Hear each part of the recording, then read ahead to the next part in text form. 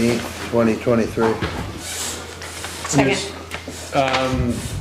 In the recommended motion, there's a minor change, if you don't mind. I read what it says here. Well, I guess I forgot that. Well, there's a minor change. The hazardous materials collection date is June 3rd, not July 3rd. Right? Correct. Eagle Eye caught it over here. All right. Who made the motion? I did. Okay, Melissa. Second. Jim. Jim. All those in favor? Close enough. Aye. Moving on to item 5, select board pay orders. I move to approve the pay orders for payroll and accounts payable. Second that. All those in favor? Aye. Aye. Item 6 is announcements and correspondence. I've got a couple of things. Town office side door repairs began on Friday, and a couple of you may have seen that the rot goes back behind the slab that's out by the back door, so it was one of the things that we thought might be the case, and it is the case, so it may become a little bit more expensive than it hoped, and we'll need to figure that one out. So I just want to let you know that that's going on. VLCT Passive, which is our insurer, will be doing building inspections this Thursday, which will be looking at several of our buildings for insurance purposes. We're waiting on bids for on-call excavation services related to test pits. And this is for the Village Wastewater Committee, and those are due on the 12th, and this for select board consideration on the 19th. We just want to get someone, an on-call person to just be able to get test pits done for us. Planning Commission public hearing on the zoning bylaw rewrite is scheduled for 7 o'clock on June 12th here at the town office. Correspondence in the meeting packet is the following: notice of the Village Wastewater Project open house, which is scheduled for June 10th from 8:30 to 10 a.m. here at the town office. We have a notice from the Vermont Department of Taxes. They had given a notice to local business folks related to the local option rooms tax that begins on July 1st. We also included a legal opinion from the trustees of trust funds. They hired an attorney to look into use of fund interest and what kind of flexibility they have. And so that's interesting reading, some of which I just don't understand. We have several letters from ARPA recipients, thanks to the board. So there's a bunch of them, so I don't want to list them all. Also, a thank you that we get annually from the Chester Snowmobile Club for the use of town roads. They do it every year, and they invite us to a barbecue that they have, and it's in there. And then lastly, there's the Wyndham County's Sheriff's Report for May is in the meeting packet. Also, I wanted to mention, we received today, and I have it in the meeting, I gave a copy to you all. This is the fire marshal has done an inspection of the Magic View Motel. Apparently there's some issues there with utilities being shut off, and some tenants are living in a situation where it's potentially unhealthful and dangerous. So I want you to see. Equally, it's, if people think Londonderry would benefit from it, as in the farmers market, a Saturday 8 o'clock start, 9 o'clock finish. If it's further out of town, so be it. It's. A long time ago, we did a 5K run for 4th of July, and it started in the IGA parking lot and went up Stoll, Landgrove Road, Barker, and then back through town, finishing back in the plaza. So it is a 5 kilometer. That's the key as well. And you travel, you go to New York City, Boston, they're everywhere. If you're so inclined to, Saturday morning for an hour to go out and walk it, run it, meet dogs, meet people, and better your time. But yes, parking and boot is the first thing on the hit list. Volunteers, if roads, if you need to direct traffic or slow traffic down, whatever it is, volunteers will kick into that as well. We've got a lot of volunteers. And is there any cost to participate? There is no cost. There's no Nothing cost at to all. individuals, That's no really cost nice. to Londonderry. It's all run out of Canada. It's really nice. Because 5Ks can be $45, $50 these days. So, Yes. I mean, it's nice that there's no cost and it's a reason to get people out. But just talking to Mark, it's a healthy thing. It's you get out, you talk to your neighbor, someone you haven't seen. You do it every week. You see some people that you haven't. It's chit chat. It's a weekly thing? It's a weekly, correct? Okay, So clearly the weather is going to play a bit of a right. moment here. It would then get delayed for the summer or spring, whenever it kicks in. So you're just sharing the information? So I'm sharing, I've done it, and I think it's great, and I think Londonderry would benefit from it. Yeah, it feels like there's a little bit of momentum because certainly Ways and Trails has jumped on it. Mhm. And the Park Commission has said, sounds like a good idea. So, Well, I'll pick Melissa's brain. Pick Melissa's brain, yeah. 5 kilometers Yeah. and parking is the key to sort out to start with. And what's nice is that the IGA over by the post office on a Saturday morning is far from the farmer's market, and it's not often so packed that you can't find a place to park there. Yes. So, But like I said, it could be, you gotta start, you gotta make a start. Only us show up, whoever shows up, so be it. But, it's, yeah. well, I'm happy to help. Thank you very much. I think it's great. So, want you guys go? I think so. Anything else we need to do? No, no. We'll come back once we know more. Sounds good. Just want to mention that if you've probably dealt with this before, but in dealing with the state, you'll have to get permitting from the state and for the town as well, for blocking traffic. Yeah, for the traffic. The sure. state's the bigger hurdle. Sure. Unless we use town roads, and then we don't need state permission. They're not, Or private land, what's his name who comes every year for the boot drop? Mm-hmm. Ruck up. So it's doable. Any other visitors that would concern citizens? See no hands, hold on. Item 8, town official business. 8A is town clerk review list of unregistered dogs. You received a copy, handed it out to you, Green Top. It's an annual thing that's required each year. Who's our animal control officer? That's Is it it. Kevin? Oh, Thank God my name's and I narrowly she allowed me missed to the try page, to very narrowly. on it. They clappered iron.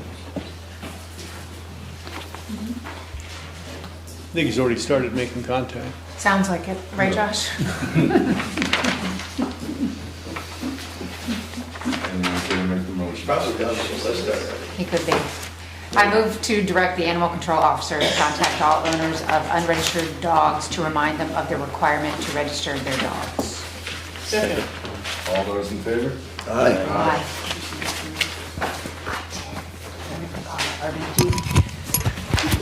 And moving on to 8B, Village Wastewater Committee, discuss project status, soil testing at Pingree Park, and committee appointments. I can start that on behalf of the committee. There's one handout. Thank you, Mr. Wilson. I guess the first thing I would mention as far as status is a lot more work has been done on public outreach and information. And Shane mentioned the upcoming open house. And I just wanted to flash this. This is the invitation. As Shane said, it's taking place on June 10th at 8:30 to 10 a.m.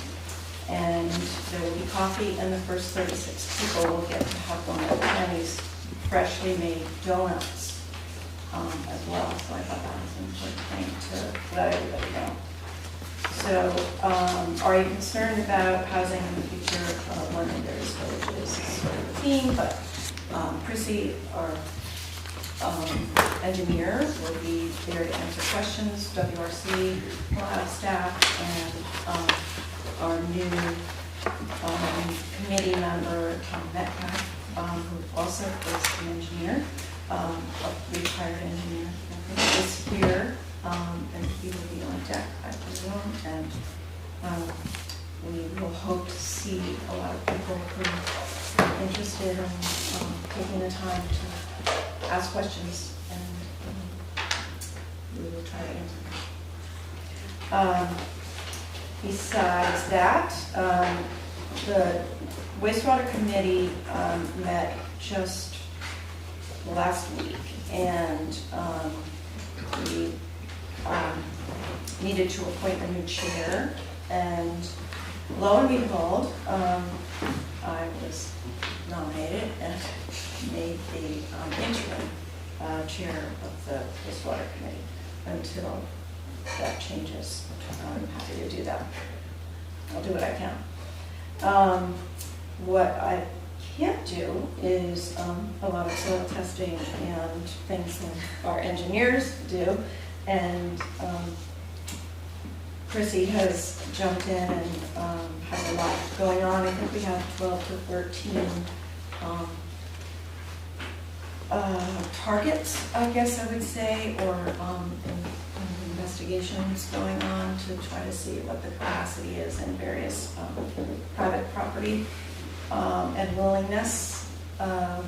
We have one person who has declared that they would be happy to be one of the property owners that would take a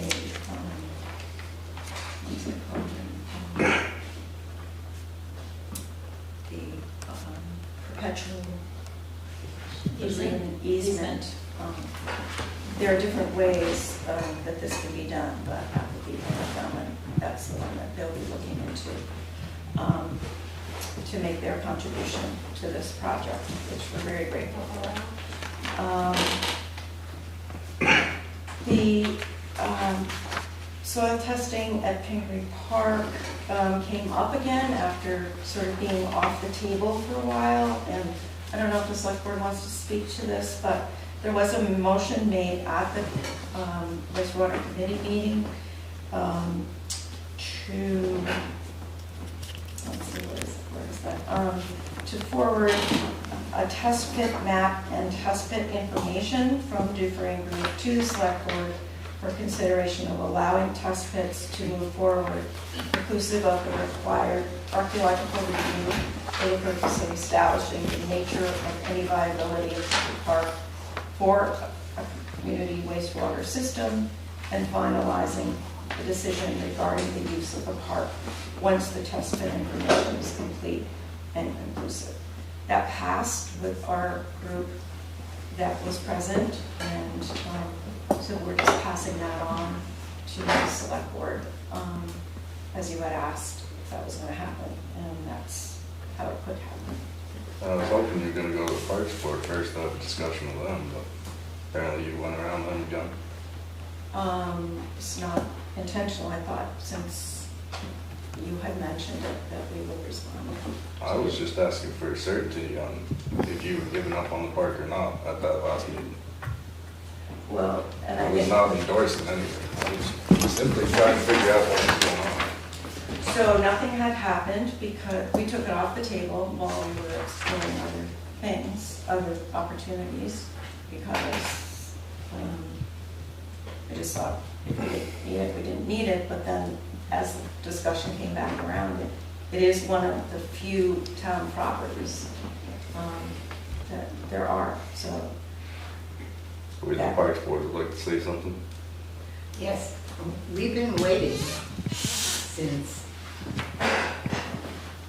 either January or February when it was agreed that we would have a public meeting that included the Parks Board. Actually, initially, we said, we'd like to put out a survey, find out what people in town think. Because as a Parks Board, we are unanimously opposed. But if we put out a public survey and the majority of people in town who chose to respond to it said, no, we think that's fine, then we would withdraw our opposition. It got to that meeting, we were thinking about putting out a survey there.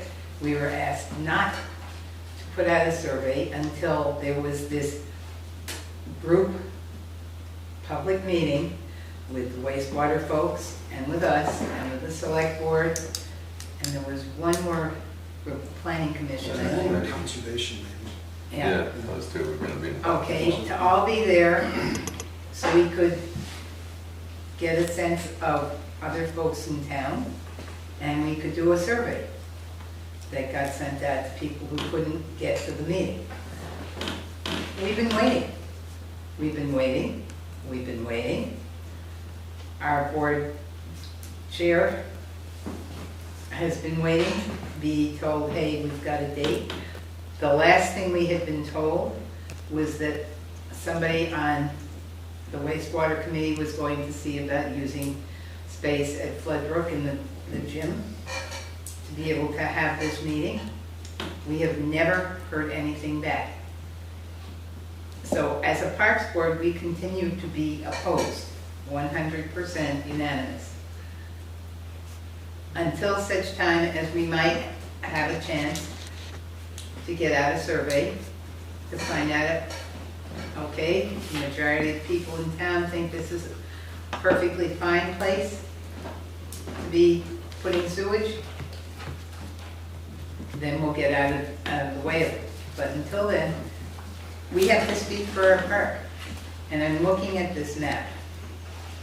Right now, we are still in baseball season. We are using both of the fields that you can see on the map, plus that big open area above the second field is being used for t-ball. So there are no open areas. The only places that could be tested would be the two all the way to the left and one that's just below the pavilion, because all the rest of it is being used for baseball. We have Music Mondays starting, and yeah, and the two middle ones, people are sitting there for Music Monday. All of us have at various times gone to that park over the last 3 weeks for one reason or another, and we constantly see the number of people that are there. The 3 times I've gone, and they've been at different times of the day, different days of the week, that parking lot has been full. So it's great to say, okay, it'll be a day and a half. And then you'll have it all covered back up, and you'll have somebody there so nobody falls in a pit. That we have now about what these things look like and what they do. We've all been in a learning stance. It seemed premature to ask the general public to make a decision without that kind of information. So we stepped back, it being the town-owned property, and just one of 3, well, we have 12 or 13 opportunities to do alternatives sites. Seemed like the way to sort of let that go. Maybe we wouldn't eventually even need the Pingry Park site, even though Chrissy has information about its qualities and other soils information and things that can contribute to the discussion. But we just stepped back and tried to work anything else out that we could in the interim so that we wouldn't have to go back to Pingry Park. That seemed like that was maybe going to be helpful. to not interfering. We did have a member of the Parks Board at our last meeting last week, Steve, who explained that there is a time later on, maybe in the July, or I'm not sure what months of the season, when there isn't as much going on, when school closes, not so much happens, and there might be able to be a spot where Chrissy could work and she can talk about that. What would happen if this does happen? So I don't know really what to say except for that. So I guess I'm looking forward to this meeting on Saturday. And I think that in the chronological scheme of how to get all of the information, I guess my idea, and I was very supportive of having this group meeting and very supportive of having the public weigh in on how they would like their park to be used, but I felt that having information ahead of time was key before you can have that meeting. So I understand that timing is everything. I mean, Music Mondays start in July, and you're talking about these test pits that are a half of a day to a day. I mean, is it, if we have the meeting on the 10th, the wastewater meeting's on the 10th to the public, and then quickly after that, there's this joint session where the Parks Board might get the feedback from the town that people are supportive of looking, this is binding, this is just really looking into this, then that to me makes sort of sense on how to move forward. But then it just backs us up in time, which is unfortunate. And I understand that timing is critical for all of this. But, I mean, I feel like you guys need to, come together and pick a date to have this joint meeting. I mean, wasn't that the idea all along? It was, we were planning on having one in September, I believe, is what the plan was, and then the plan fell apart. Well, I think we can see better in hindsight now that at the time, we just didn't have any real information. Right. I feel like this to go on. information meeting is sort of like the first step. I mean, the wastewater information meeting that's happening on Saturday, I feel like that is the first step Just to educate the coming to public. it now. Correct.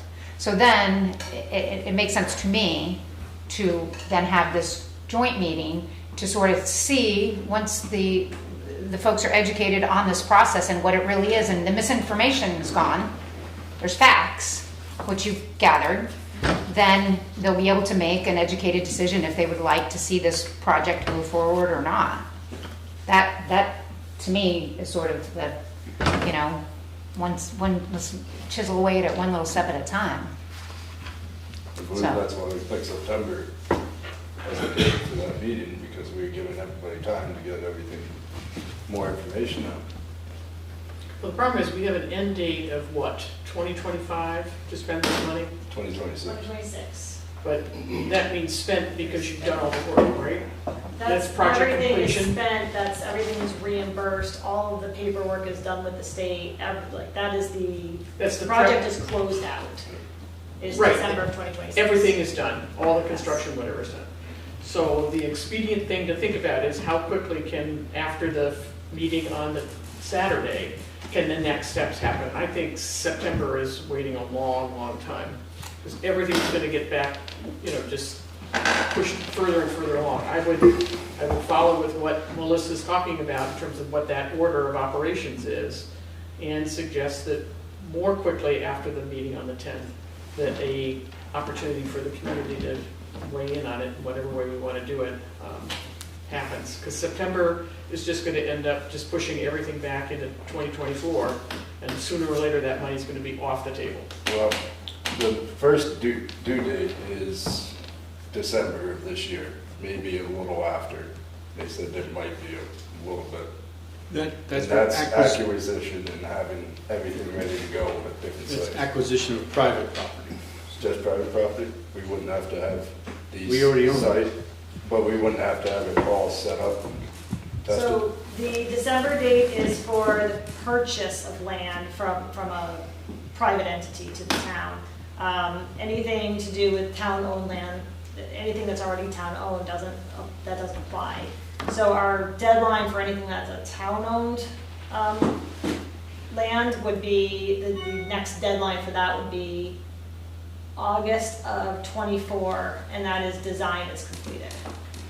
So that's kind of the deadline we're looking at in terms of any town-owned property. And so if we needed to wait until the fall to do test pits at Pingree, that's not a deal breaker there on our side for the schedule. Because if it looks feasible, if the test pits are good, then we come back to the town and we would be looking to make that decision fairly quickly at that point to get into design. If it's not feasible, we don't proceed with it. But we don't have that December 31st deadline on this one. I think if we did actually agree to anything, it would have to be done in the fall. I mean, a bunch of pits. How many days would it take to dig all these pits? Is it one day or? One day, half to a day. And you could do them all at once. You can get these pits dug for $400 a piece. You got 10 pits and 4,000. If this was to happen, fall would have to be the time, because that park is busy. That's I for don't sure. know why we're saying you can't take a day in a full week and just set aside these locations. Can't we move around that and allow that to happen? I mean, I don't know why it can't. Talking about right now. I don't think we can, the date and the loss of the money in the project, I think that is part of what's snarling up this whole thing, because that's what everyone is really focusing on. But right now, in front of us, it's really simple. We just need to know if the community is supportive of doing these test pits at Pingree. That's really what we need to know. And when we have that information, yes or no, then the wastewater committee will get a recommendation from the Parks Board, because the Parks Board speaks for the town, so they will be telling you what the town, what the community wants, and then we can go from there. I feel like, let's not, the devil's in the details. Like, let's not say we can't do test pits until September. We don't even know if we're gonna do them. Like, let's find out if the answer is yes or no, because if they say yes, we might be able to figure out a way to do these test pits in one day that is completely non-invasive or disruptive to the park in general. It can be done. If there is a will, there is a way. But let's get the answer first. I want to mention that the Parks Board is advisory to the Select Board. The Select Board alone makes the decision for the town. But we take into consideration what the recommendation is. Absolutely, it's their advisory, of course. John? So when we first talked about the Parks Board wanting to put out a questionnaire on this, we were told that we couldn't send out a questionnaire to find out if the community, A, wanted to see a wastewater mound system or in-ground system. We were told that we couldn't send out a flyer asking that question. We were also told that we could not send out a questionnaire or a flyer asking if any further testing should be done, because the Village Wastewater Committee was still gathering information about size and design, whereas all the way back to November 2022, the Village Wastewater Committee was tossing out sizes and dimensions, talking about gallons per day and what that gallon per day would be, potentially could be, with a certain number of properties using this system. And they were telling us that this is upwards of 3,000 gallons per day. We need to stay under 6,500 gallons per day. And then we asked them what the footprint would be on a system like that. And they said, well, we don't know, maybe about 8,000 square feet. And 8,000 square feet is 80 by 100. And then they also talked, and I think it's in here, about the size of a system that they want to use. I'm sorry, I didn't bring my phone, so maybe on my phone. But there is a number that they used of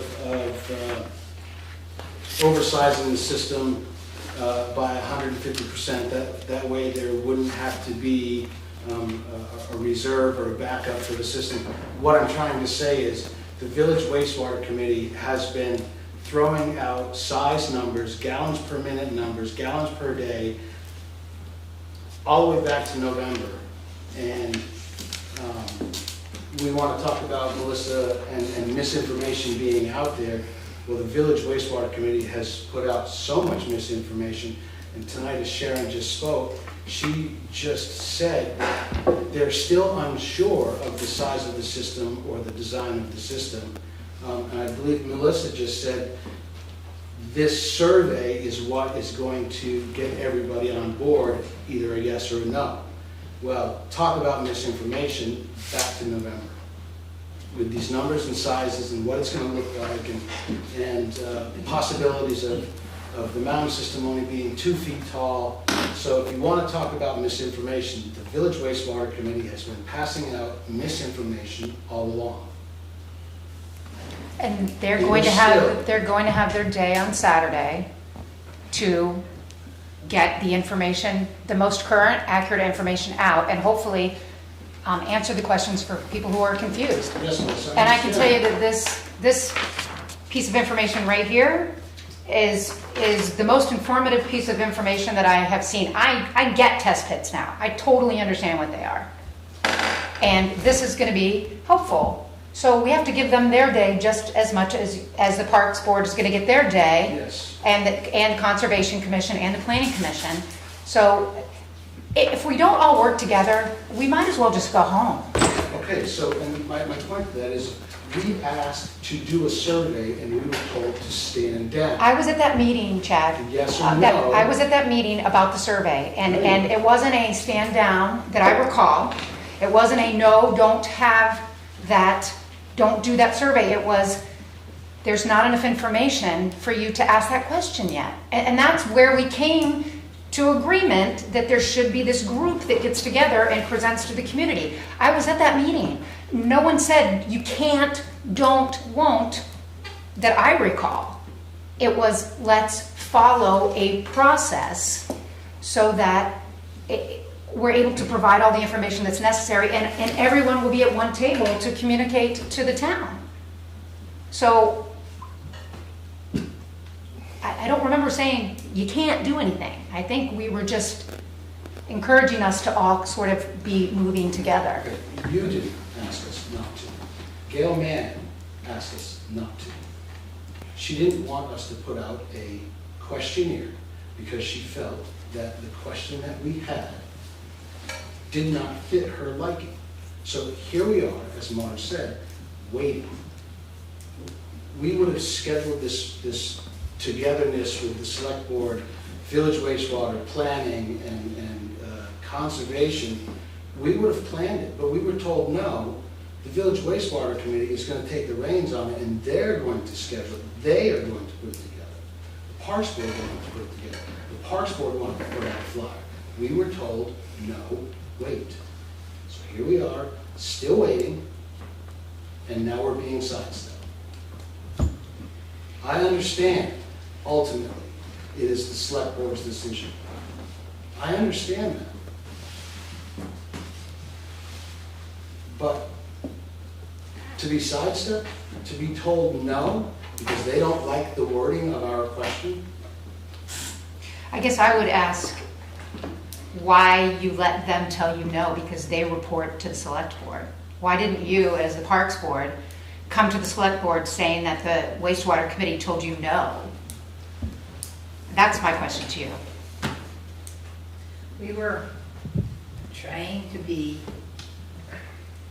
cooperative and courteous in waiting for the Wastewater Committee to come back and say, okay, here's a couple dates that we could have. Would one of these work for at least 2 of you out of the 5 to be there? Can I say, just dropping into this as I have starting in whenever it was, after my appointment, is why don't we kind of move forward from where we are today? What happened in the past may have been whatever it was, but at this point, there is a date of Saturday for this meeting where there's going to be an awful lot of information shared about the wastewater program, as much information as we have right now. That certainly tees up everybody in the town who goes to that to at least then be able to listen to an argument that says, Pingree's not a good place, or is Pingree a good place to do a test pit to see if there's something?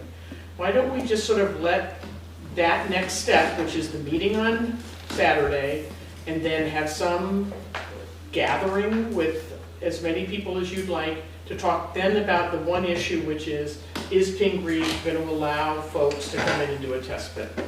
So the process seems to be looking good to me, and it's got to be allowing to get well-informed people to answer the question that you guys would like to ask. What I'd really like to see us be able to do is after the Saturday meeting, for the Parks Board to be able to get out a survey in town, not necessarily trying to put together another meeting, which we seem to be having a hard time getting all 4 boards to do, at a time when it's also very hard to get people to come to meetings. Vermont summer is short enough.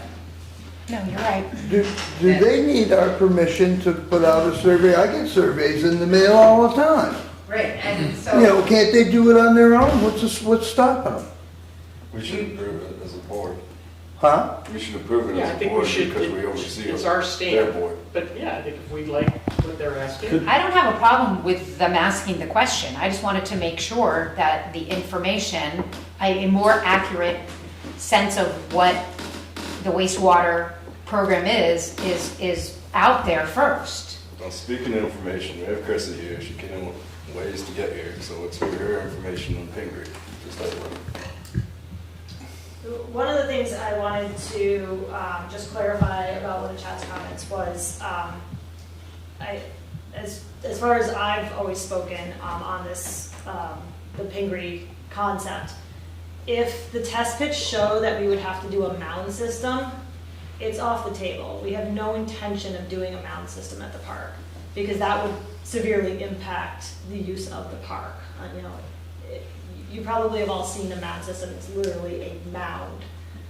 So it's not flat ground anymore. It's not something that kids can just run over in the outfield of a baseball or around the playground. So what we're looking for there is if the test pits show the soil characteristics and have groundwater depths that are far enough down and restrictive layers that are far enough down. We'd be looking for either an in-ground system, so that is no change in the elevations at all. So they're usually buried up to 3 feet deep. And so all of the elevations there would be restored to what they currently are. The other option we are looking at is called a drift dispersal system, which is a little bit, it's a similar concept, but it uses flexible tubing instead of rigid straight pipes. So it allows us to work around features a lot easier. So we can work around trees. We can go around different physical features like basketball and tennis court. We can go around them. And we can use all these little areas in between.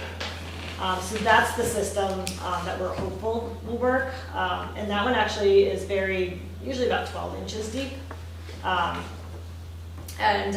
We will have, as we move through this process in general with the wastewater project, we'll be doing some education on that kind of system so that everybody can understand what exactly it is. Because it is a little bit different than your normal septic system at your house, an in-ground leach field. So that's the biggest thing I wanted to point out was no mound system at the park. That's not the intention at all.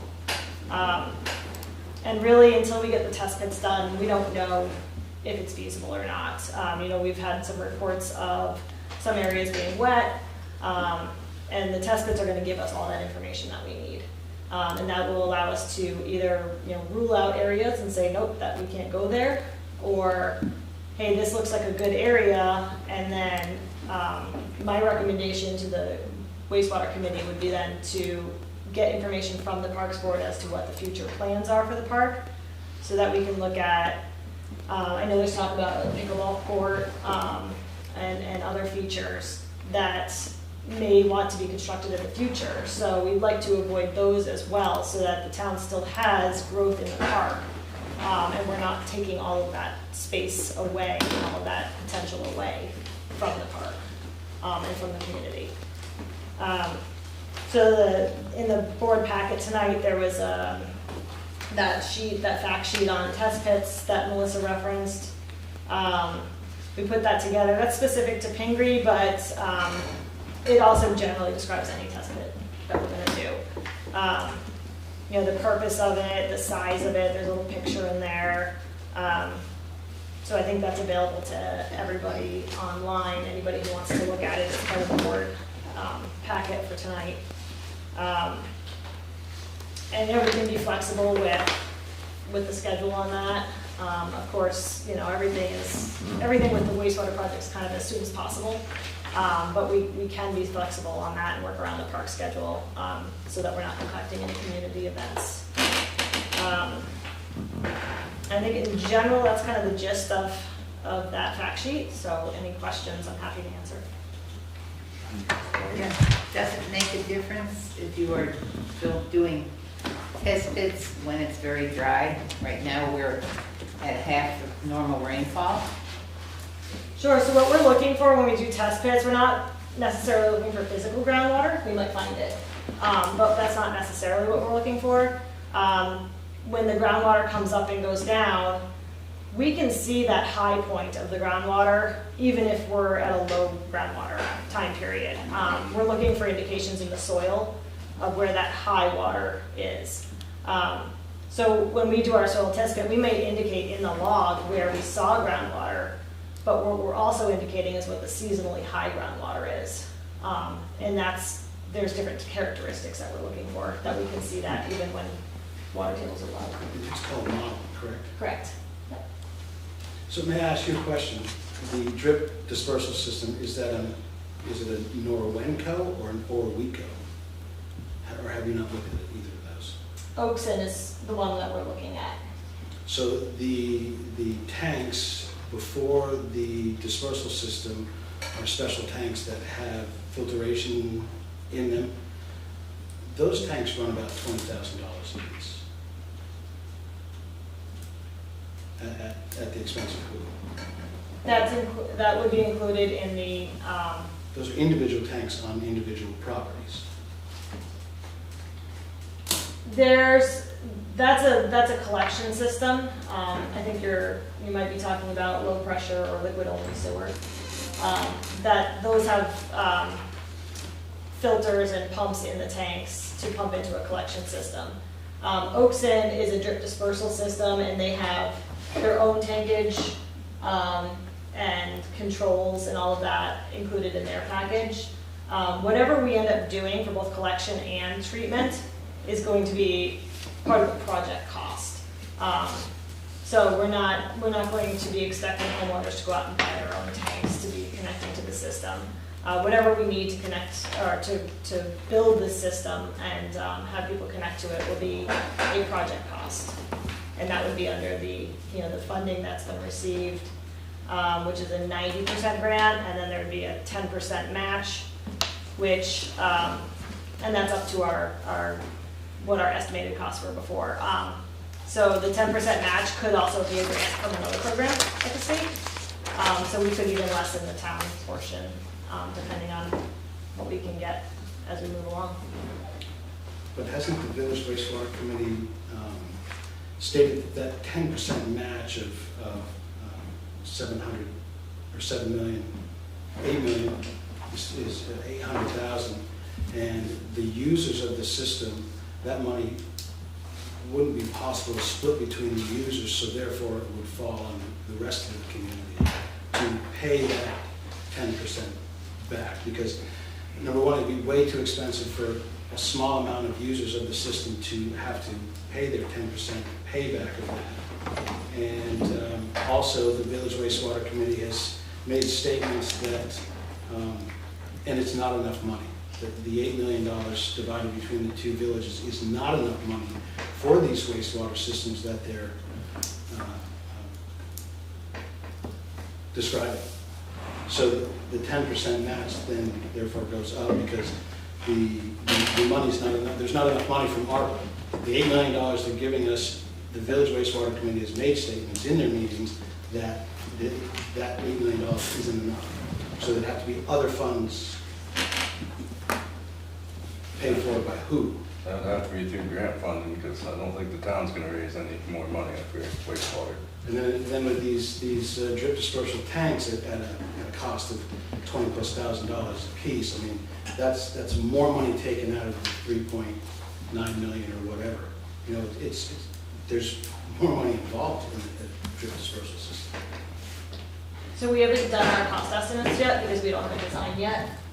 Once we have a concept design, we can work with the manufacturer's reps and vendors and get some costs put together. I attend all of the Village Wastewater Committee meetings, and I don't recall anybody saying that it's not enough money because we don't know that. At this point, we haven't done our estimates. We don't have any concepts developed yet, so we don't know what it's going to cost yet, so we don't know if it's enough or not. And in terms of the 10% match, like I said, there are other grant programs out there that we could potentially couple together to cover more of that match portion. I'll forward you your comments from the minutes.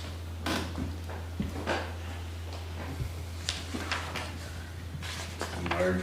So, can we, as the park board, have permission from the select board after June 10th to be getting a survey out to people in town? Or yes or no, Pingree Park should be considered? Thoughts? Any more? Is there, I'm good with it. is there still a plan for the meeting of the minds after that informational meeting, or is that the informational meeting? I think if the survey goes out, the baby's born. So there's no reason to have a meeting.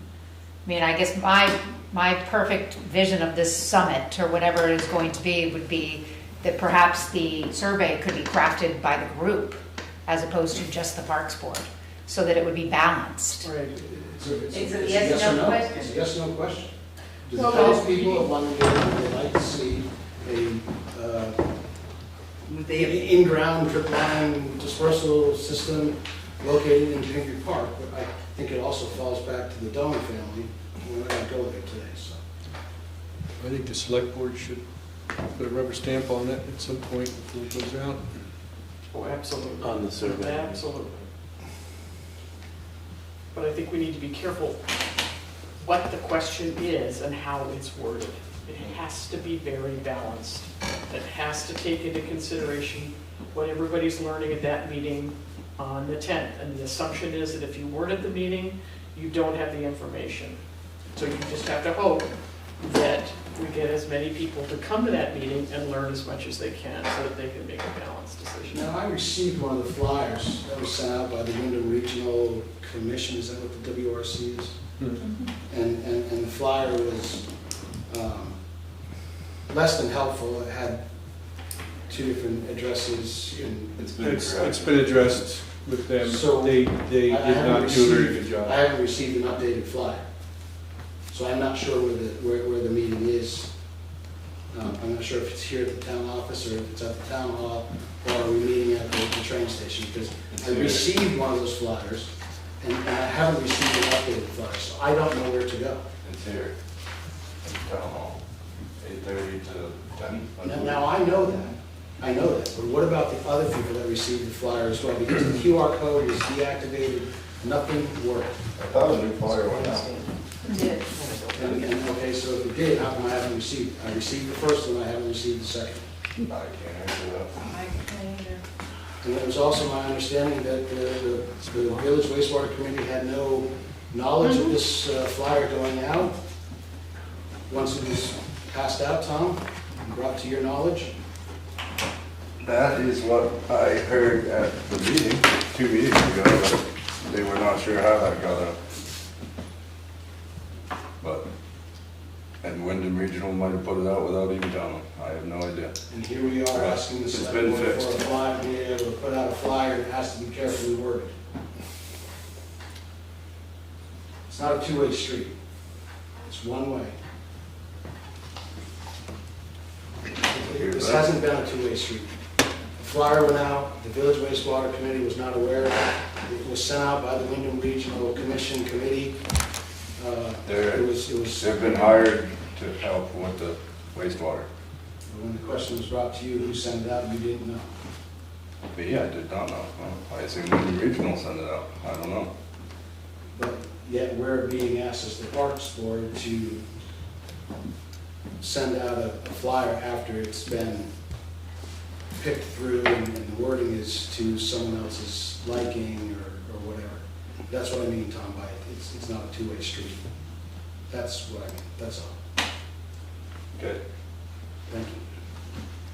I just worried that there won't be enough people informed to make an opinion if they don't attend that meeting. So I'm wondering if there's another way to get the facts out.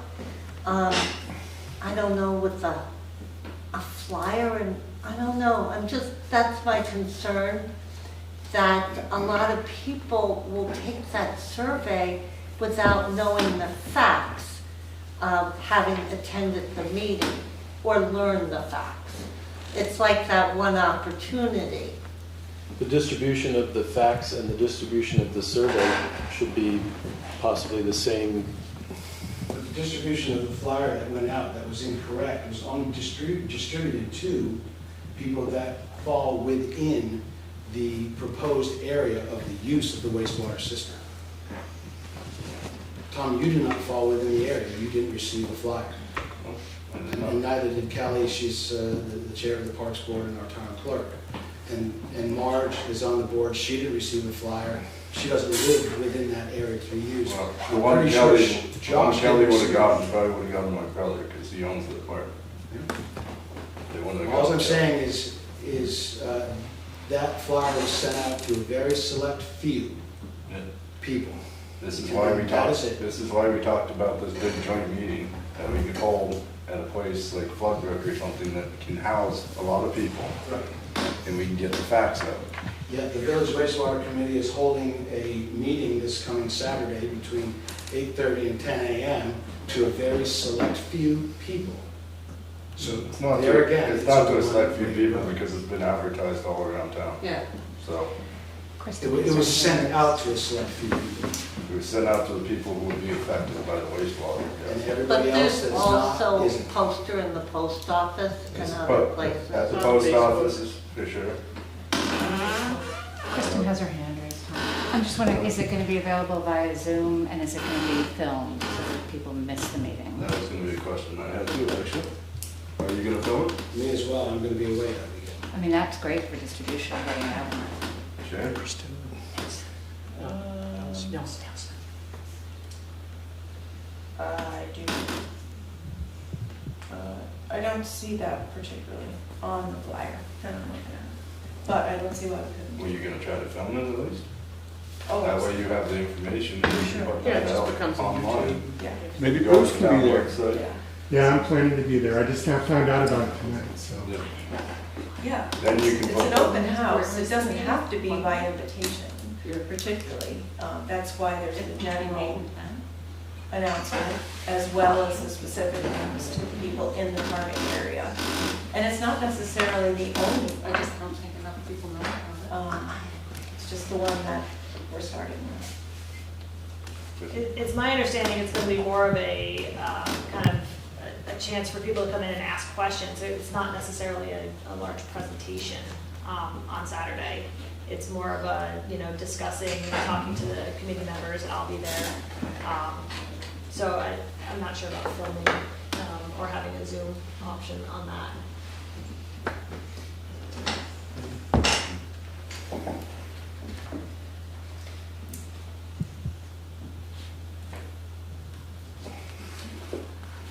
I still think the public meeting is a good idea. That's my. The public meeting could be more specifically informational if this is a question and answer type. Well, at the public meeting, everybody would have their chance to talk. Parks Board, every committee would. Wastewater would have a chance to give a whole presentation. I believe that is what we planned at one point, and then nothing That ever was the happened. concept. So, Well, again, I think there's a lot more information available now, even though it's still incomplete as far as where things might occur and just a lot of other details, you know, working through it as time goes by. yes, but this meeting would be specifically on the park. So all the information about the park could be given to the public, and they can make, even at the meeting, you could have a semi, like, one of the word, non-binding vote by the public saying, yes, we would support looking into it, or no, we wouldn't. Without doing that. I mean, that's gonna be a huge effort to do a town-wide meeting for that discussion. Well, Sharon, you were the one that came up with this idea. Well, I'm not finished. What I'm thinking is, we have, as I said, 12 to 13 private property owners now that are considering if they have the proper soils, if they would want to enter into a long-term perpetual easement agreement or not. And setting aside Pingree Park for a while didn't do any harm, really, when we knew that it wasn't the preferred area for people. You know, there's no intent to try to get Pingree Park done for any particular reason if we have enough other options, but it is town-owned property and there are reasons why it should be considered, but we can go further with what we're into right now and see if that is enough to not have to bother Pingree Park. It's so contentious. I mean, I would like to make a motion to have the chairs of each of these committees get together and come up with an agenda for a townwide meeting. We already did that. Well, then I'd like to remake a motion and make it happen. I have one more thing to say. One more, no, that's it. And I'm finished. Thank you. Regardless whether Pingree Park is to be used or not, and there are private landowners willing to enter into some sort of easement or contract or a sale of their land, wouldn't those landowners, wouldn't they need to know before they enter into an easement or a sale of their property of the properties or the people that are in agreement to using such a system before they sell or enter into one of those legal documents, matters, decisions? You know, I mean, that's the question too, is if we're shooting for the quarter mile of Main Street and none of those people within the quarter mile of Main Street want to use the system, wouldn't somebody that has private land be entering into a contract foolishly? Who's going to use the system? They're going to push the system further out and offer it to other people, which is going to be another added cost or a larger cost for reaching out of the boundary of the quarter mile stretch between East and West Bridge. If those people along that stretch don't want to use it and they're not being forced into using it, they can decline the use of it, then who's going to use this system that these people are entering into some sort of legal contract with the town of Londonderry and the village wastewater committee? I'm sure that would be up to them and their lawyer to figure out and get the information. Why would they care? the deal is done, they either sell it, or they donate it, or, you know, once the town has an easement of the land, they're out of it. But if they don't enter into that easement, they can do what they want with their land. If they enter into an easement, that's it, their land is forever It's not a usable. business decision. It's And if we business. Yeah, you're don't making enter decisions on into- somebody else's land, you know, you should wait and see what happens. It's their personal decision to do what they would like to do with their land. All right, I think the board needs to make a decision here. Do we make a decision on Peavy Park now, or do we wait? I would say we wait. I would agree to wait. I agree to wait. Wait. Okay? If we vote, I'm gonna vote no. So let's wait. Don't show me the cards. Leave them and wait. So we're not gonna make a decision on that tonight. So I can bring back to the park for the meeting on Wednesday. You're waiting on a decision about Pingree. And Kelly, as our chair, should be hearing from the other chairs of select board, planning commission, wastewater, and Conservation. conservation commission to set up. Conservation Commission was the only one who wasn't at a meeting where we discussed this. Okay. Well, we just want to. Planning Commission there, was there, wastewater, I was there, you were there. Yeah. Right, I just need to be able to bring back to our meeting. We came up with a layout of how the meeting would go and everything. Gail was supposed to contact Floodbrook, and then nothing happened. Okay, I have no so more information Kelly for should you than hear more about setting this up. that. I'll talk to her more, yeah. Thank you. So we have a couple more items.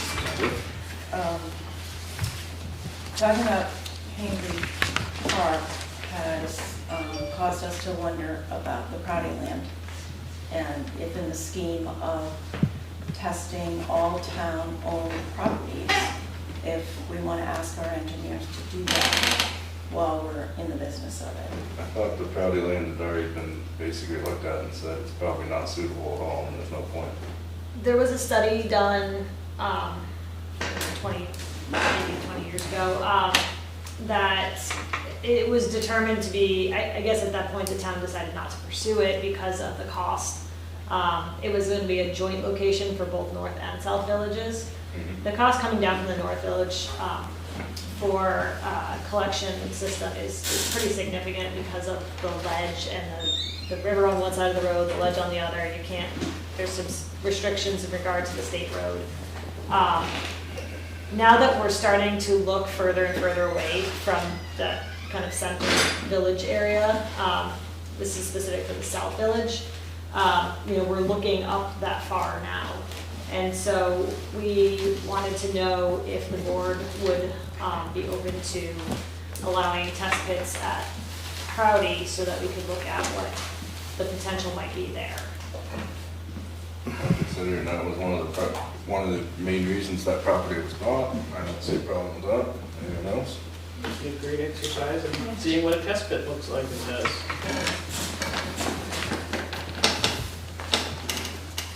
Is that a yes? Yeah. Don't leave it like the guys that planted for the bees. Excuse me? The guys that went down there and planted for the bees raked up, now we have a field of stone. No flowers, just a Well, field they of actually, stone. I noticed they just put down the flower seed this year. They didn't do it last year. Did they pick up the rocks? No. No. Just leave it nice. But there might be some flowers coming up at some point, maybe. So there's one more. Are you settled on that? Is that to go for? We'll have to make a motion, which I can do right now, if you'd like. I move to authorize the Village Wastewater Committee to conduct soil test pits at the Proudy land to determine suitability of the soils for wastewater disposal infrastructure at the Proudy land. Such tests to be preceded by a required archaeological review of the property. Second. All those in favor? Aye. So the last motion that was passed at the wastewater committee meeting was to recommend to the select board that Gail Mann be permitted to assist the village wastewater committee and the committee chair whenever needed on an ad hoc basis, where she would have no power to vote or make decisions, but would aid in continuity for the committee based on her experience as a former chair and aid with transition to a new chairperson. I have some concerns with this. It's gonna confuse people even further with the wastewater committee, and I don't think it's a good idea. She should either be on the committee or be a resident who attends meetings if she would like. Well, this should be a part of the committee again, but not in the chair position. What I'm saying is you're either on the committee or you're not. Yeah, the chair is up to the committee members, it's not a select board function. I think there's enough confusion already around the wastewater project with a lot of people in town that I don't think you want to add more confusion to the whole issue. So what you're saying, Tom, is that she can be a member of the committee? Yeah, if she wants to stay on the committee, perfect. If she doesn't, she can be a resident who attends meetings. But I think you should be on the committee or not. Okay. We don't, I mean, I think it's sort of a little too much information if she's just bringing you up to speed on some things as the interim chair. I mean, that's committee work that goes on. So that was a nice to know, but if she's a member of the committee, that's all we need to know, Yeah. correct? And does she want to be a member of the committee? She resigned 2 meetings ago at the wastewater. As committee. chair. As chair. No, she Chair. resigned from the committee. She did resign from the committee. She resigned. from We the did not committee. accept her We didn't resignation. accept her resignation. Yes, but she resigned from the committee herself. After the select board, she said. After we asked her if she would, to stay on if she would like. There's no requirement for the board to accept someone's resignation. If they want off, they're off. She resigned 2 meetings ago. That was her own Do words. you know if she wants to get back on? Well, she's willing to do a lot of the same work that she was doing for the committee because, and with the committee because, or as the committee, because she's already been in it. And we're lacking that amount of, we need more Again, I say, support. either be on the committee or resign. She resigned. If she wants to not resign, then she can be on the committee. That's, I mean, just having her be ad hoc is gonna confuse people and it's not gonna happen. If I could, it's also, a person not on the committee can't really speak on behalf of the town. Understood. Yeah, there's insurance issues with that and all kinds of confusion as mentioned, so I agree. There was some understanding that ad hoc would not affect that at all. That would be the case. And that would be covered, but whatever. If she needs to be on the committee, we'll ask her if she wants to do that. Wouldn't she have to fill out a form again and go through the appointment and all that all over since she's officially resigned?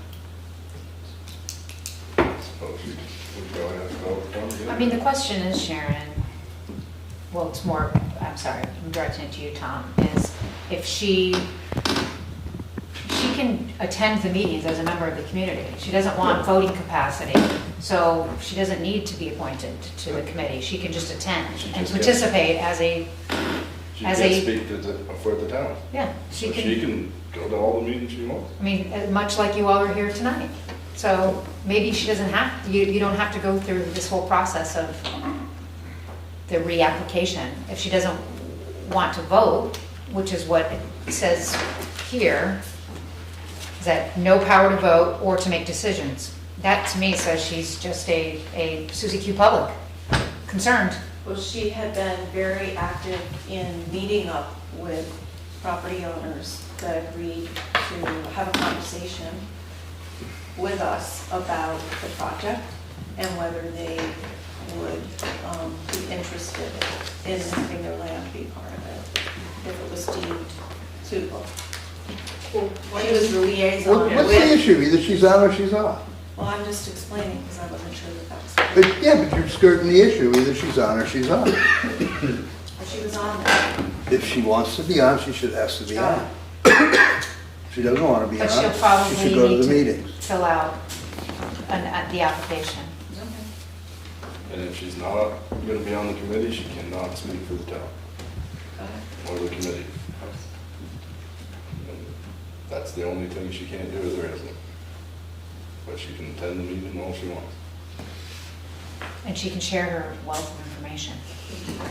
And no matter what her capacity that she chooses to do. At the time, Yeah. lots of time. Yes, we'll accept it happily. Great. Speaking of appointments to the committee, We have one.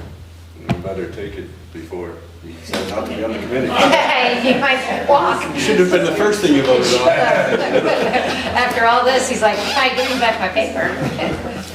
I'm right behind. Oh, Does good, anybody have any good. questions for Tom? Very I haven't left, I didn't sneak in. Maybe you'd like to introduce yourself. Yeah, my name is Thomas Metcalf. I've been a permanent resident of South Londonderry for about last year. Have a house up here for the last 4 years. Recently semi-retired, still do a little bit of consulting. But I've offered my services to the town as it relates to wastewater with the experience of 40 years of wastewater engineering, collection systems, pump systems, treatment facilities. Not in Vermont, but I think valuable background to assist Chrissy and maybe help direct where this goes if it comes to that. Yeah, I have no preconceived notions of what should be done here. After listening to the parks folks, I understand their concerns, but the town has a future, and part of that future should be considering the bigger picture of everything, not just pieces. And I think that's where, I think we need a real good understanding of the big picture. I don't have it. I'm trying to learn it. Gail is instrumental in that, as is Sharon and Larry and Chrissy and a number of other people. I'm just looking for the best way forward for the town. Really, that would be my goal. And you know, you've got, like I say, you've got 4 million in the north town, you've got 4 million in the south town. How many people are put on? And you've really got to figure out, though, what is it that you can do with that money? Should you do anything with it, or should you just let it slide away? And, you know, you've got grant money to do these studies, which are being used now. I don't know where that stands. But, you know, I've read the preliminary engineering report from December of 2021, and finding out that a lot of things have changed since then in terms of site selections and availability and suitability of soils. So yeah, I mean, the clock is ticking for the town and for this project to be successful in any sense. And my hope is that, you know, this next step, which is trying to find suitable properties, trying to make a plan that works with the town and is cost effective, that's where, you know, that's how I want to help. Do you want to be on the committee?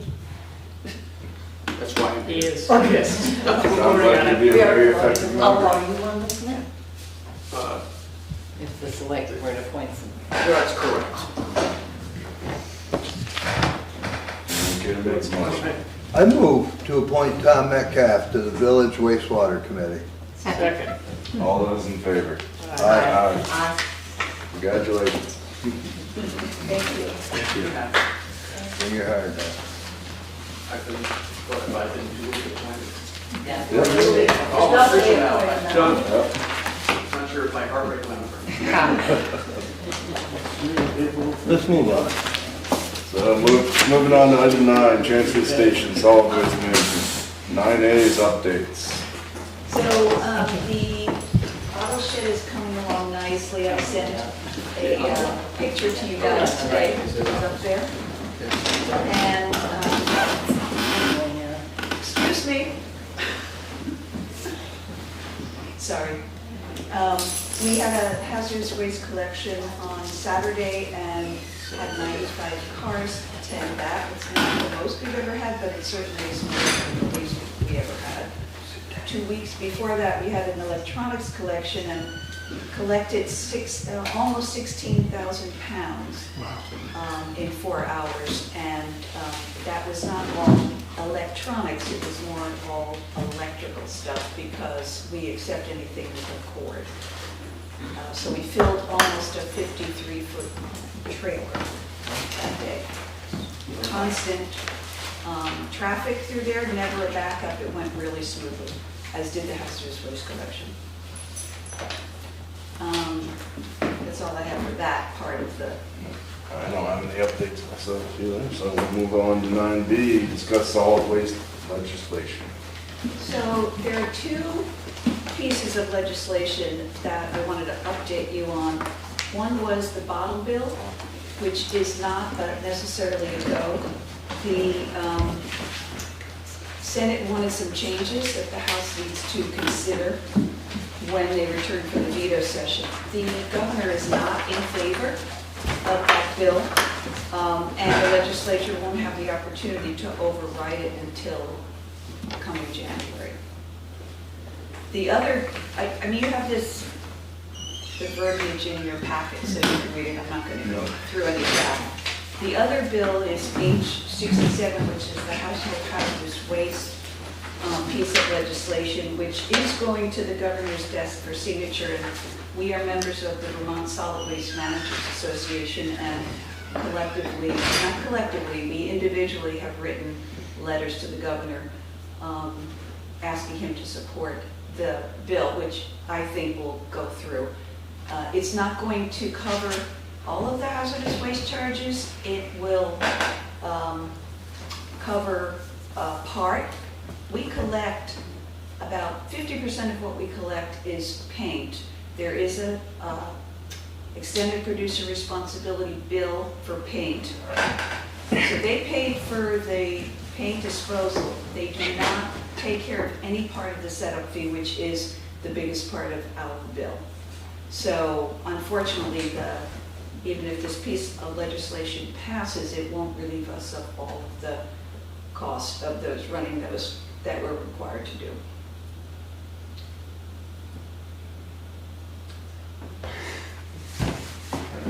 Thank you. Thanks, Jessica. We'll move on unless anyone has any questions for Esther. Thank you, Esther. All right, we'll move on to item 10, roads and bridges, 10A's updates. For equipment fuel is 591 gallons.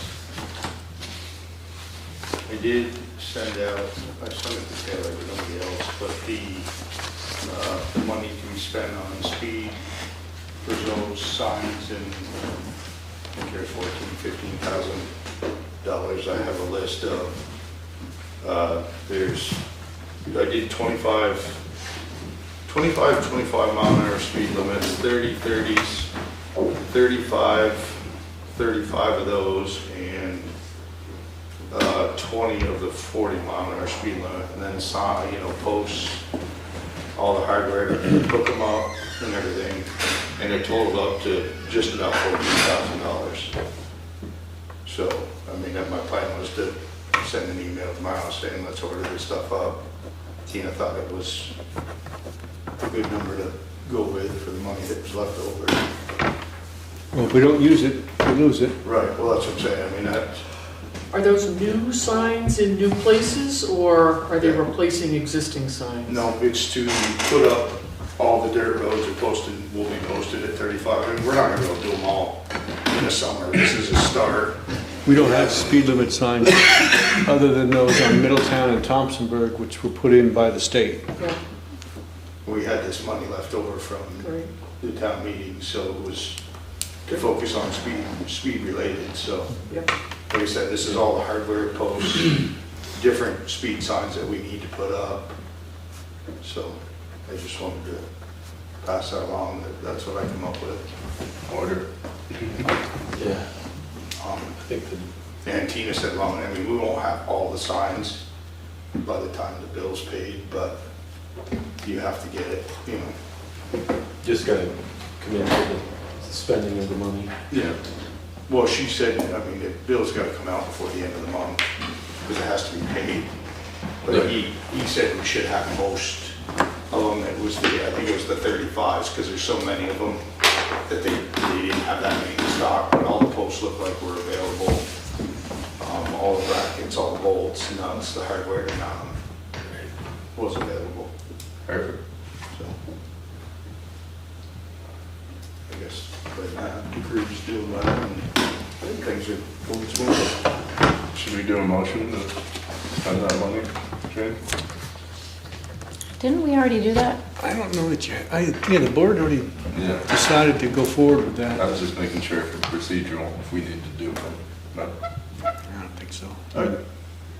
We could have gone out to bid on it, but who are you doing it with? Works. Yeah, so that's state. sounds good. You got to go ahead. Go. Any other updates? Move on to I had one thing from Will in relation to some changes that would require any driveway that has more than 3 residents on it to have its own name. Yeah. So specifically, there's a location on Under Mountain Road that we need to come up with a 911 name for. So maybe putting that on the agenda for the next meeting to discuss the 911 address, road name for a specific property. You know, I have a draft of a 911 road naming ordinance that we've been talking about for a long time. It actually came up from the housing project. And it's just so many other projects have gotten in the way, I just haven't finished it, but it's pretty well done. It's based upon the good stuff from several different communities, and so this gives me an opportunity to try to get that done quickly. Yeah, I think we're gonna... Actually, the state law, or the state guidelines say any lot with not just 3 houses, but any road with not just 3 houses, but 3 lots on it has to give a name. And Having a it's name supposed- doesn't necessarily mean the town owns the road, it just means that Correct. it's a named road that has a 911 reference to. Right. It could still be a private road. Yeah, but then the town needs to, create a policy on whether or not the town will be responsible for putting up a road name or not. I think we should, so that it's a standardization issue. But anyway, we'll be addressing this in the ordinance. And also the question is, do we want an ordinance or do we want a policy? With an ordinance, if you're saying all houses must have a sign of no less than X, a street number, and if someone doesn't, you issue them a violation. I don't know if you want to go there or not, but that's part of the discussion. Policies are easier to modify. Yeah, you can modify it at the drop of a hat. An ordinance, it takes 60 days, but at the same time, the policy is not really enforceable. I think the biggest thing being consistency with just the process too. Right. And I know we went through this with Under Mountain Road, where it goes into Wyndham and Jamaica, and I think just having a kind of a standard. And there was a lot of information at that time that discourages certain road names and encourages other. We talked about it where the Londonderry housing Perry Lane, yeah. Bob Perry Lane. Right. Bob. Let's say this now. In this case, it's actually an extension of Rose Road. So the question is, or came up, would it be east or west? And my initial response was it can't be east or west because it's too confusing. So it would probably be a separate name. So anyway, for next time. Well, moving on to 10B, access permit 2023-02, road cut on Winall Hollow Road. Town Highway number 6 for conduit repair. I did see there was a late email today I think that's about the other application, right? I didn't read it, but. Yeah, I want to have that as a separate discussion, the three of us before. This is pretty straightforward. This is just repairing an existing conduit. And that's a whole new conduit, and that should be a different discussion. Okay. Is this the reason that there are those Jersey barriers still at that corner of Windhall Hollow Road? No, No. something different. That's a guardrail No, issue? yeah, those are Okay. there because they don't, that guardrail ties into the bridge and they don't really wanna It's a replace state- just the guardrail. It's a state They wanna issue also. Deal with the Right. bridge too at some point. Is what I remember hearing it. It's been crashed through a few times, I think. They stop cars pretty good. Do you want a motion? My brother's porch just Well, stopped. I just wanted to mention that I had suggested that the permit should be conditioned on the asphalt and the base material that's removed be replaced to the satisfaction of the road foreman and guaranteed for a year. I mean, they could put down terrible material and then the whole thing falls away and then we're left holding the bag. And I'm not sure how to do that, but I would recommend it. I don't know what you're thinking. But no, I mean, that's my thoughts. You wanna get it, it's gonna be put back right, not just, You know, we could have them post a bond even. Yeah. That might be the mechanism for doing that, really, posting a bond. 'Cause that way they got some skin in the game, like you're saying, they don't just get a bucket of something in a compactor and drive away. I mean, Yeah. I mean, like, if you put something there's good and you put it back and, I mean, put your 4-inch asphalt back down. But, well, and you just always hope that people would use, that procedure to make it work, But unless you Depends on their require them to understanding. do it, they're not gonna necessarily. but, right. You know, their job is to get this job done quickly.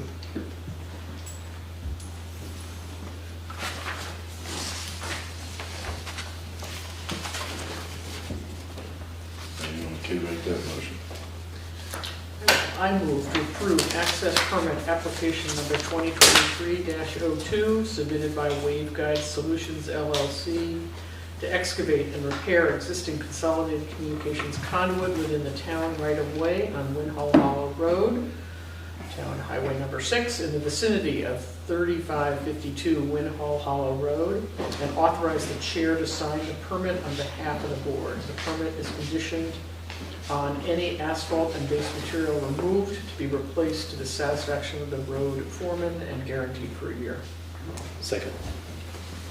All those in favor? Aye. Tennessee, review road crew summer work plan and proposed crew.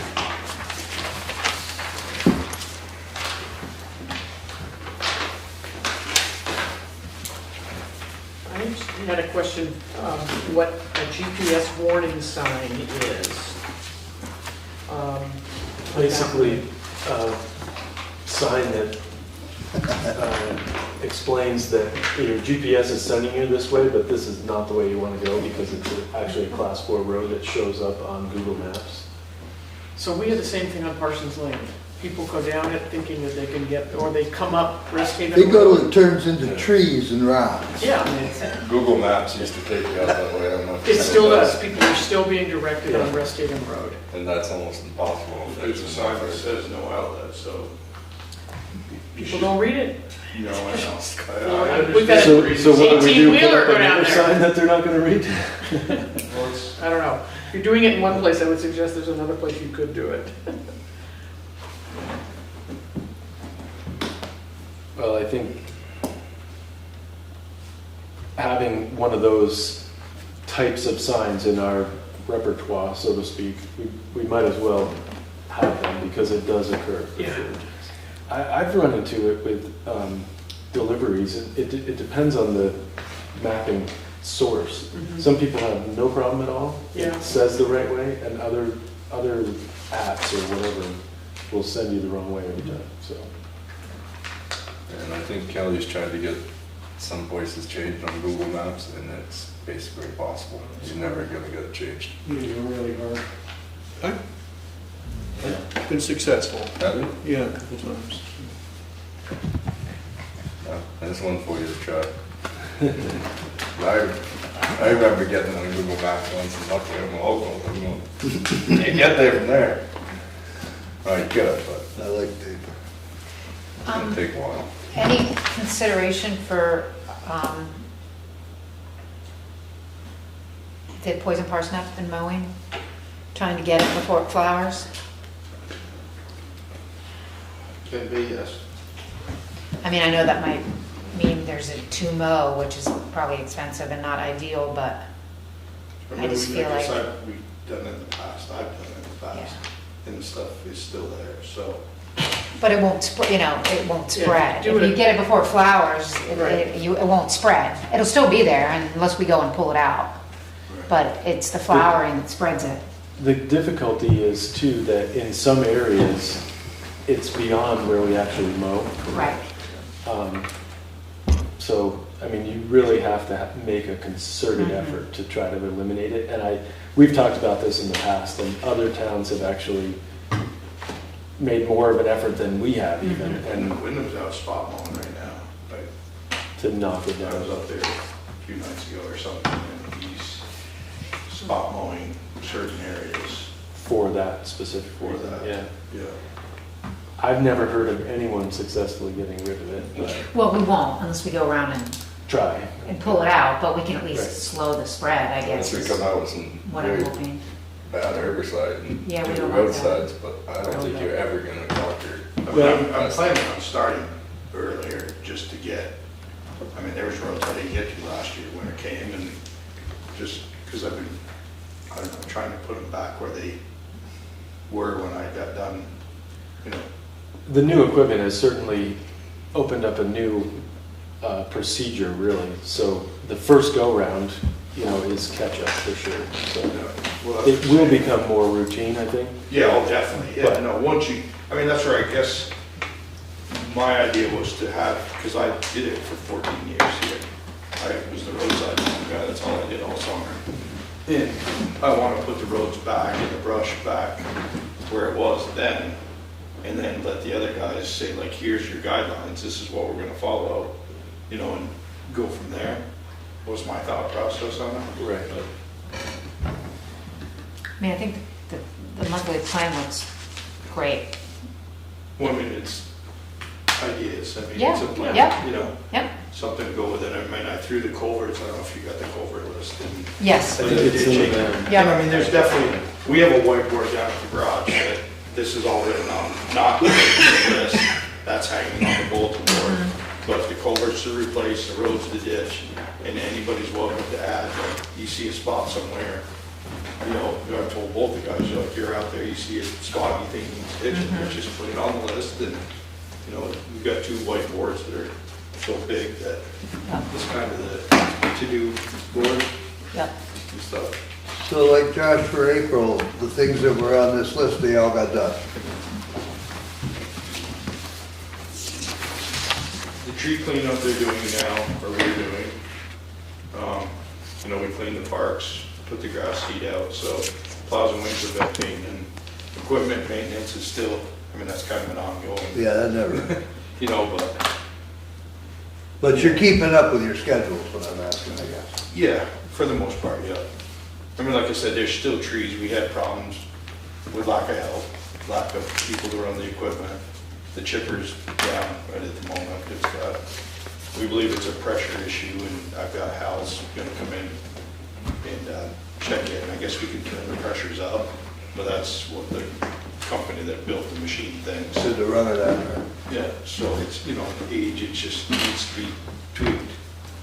But there, we're still out with the excavator, just loading the brush out in the truck now and taking it to the transfer station. There was a lot of storm damage, that's for sure. A lot of pine branches. And like I said, if anybody's got other ideas of want to add to, it's open for, well, it gives an idea of what we do in the summer, I guess. And Well, I think it's helpful having the, like the list that goes along with the plan, because, you know, these are sort of the detail, the specifics of a general outline, you know, that, the summer work plan is not going to necessarily change a lot every year, but, the list does, because you can literally check things off, and things that don't get checked off are still on there. And, you know, the plan is sort of an outline for how to get this, how to work this stuff into the schedule, or a plan, anyway. Well, it's like you just mentioned the GPS, and I kind of got brushed under the carpet and forgot about it until you just said something. I mean, every time I drive down the road, it was like, oh yeah, that's right. And by the time you leave out the garage, your mind's focused on something else, so. Yeah.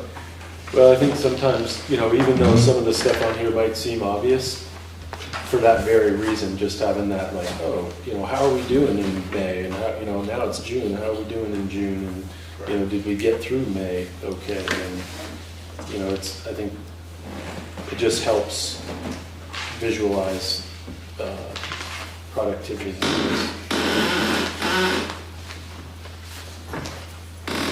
What is the proposed date? I'm not really sure. I mean, I know what I'd like to do, but it doesn't sound like we have. I looked for the funding in the town report and I couldn't find it, so I had to call Tina. Apparently I'm not very good at it. For which? For paving. We put 40 away. She said, but she said that you guys voted, which I didn't know about, you put 40,000 to save it aside. That's what Tina was saying the other day. We're catching up. Well, the paving is kind of out of the budget now because it's a capital expense. Right. But based upon the capital plan, we're increasing the dollar amount set aside by 40 grand every year. Yeah, right. Until we get to a certain. Right, like 600 and some odd we need to get to per year. So we have a little bit of money left over last year that we added to this year's budget, right?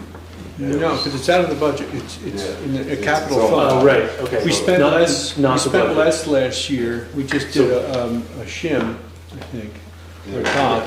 Shit on Niagara Road and. You did a shim and overlay, Land Road, Middletown, and Thompsonburg. Yeah. But we didn't do quite as much. As we- Well, with the cost of asphalt, it was, Right. it still chewed up a lot of the budget, Yeah. but. Right, there's this was- $20-something thousand left over. Yeah, so that is still available because it's it's not budgetary, I mean, it's Right. capital fund. So Right. Well, I So mean, it I was doesn't expire. thinking in Spring Hill though, just because in my 23 years, I don't believe it's ever been done, anything to it. There's a couple culverts that gotta be replaced, but to do a full grind and repave it, we're looking at $450,000.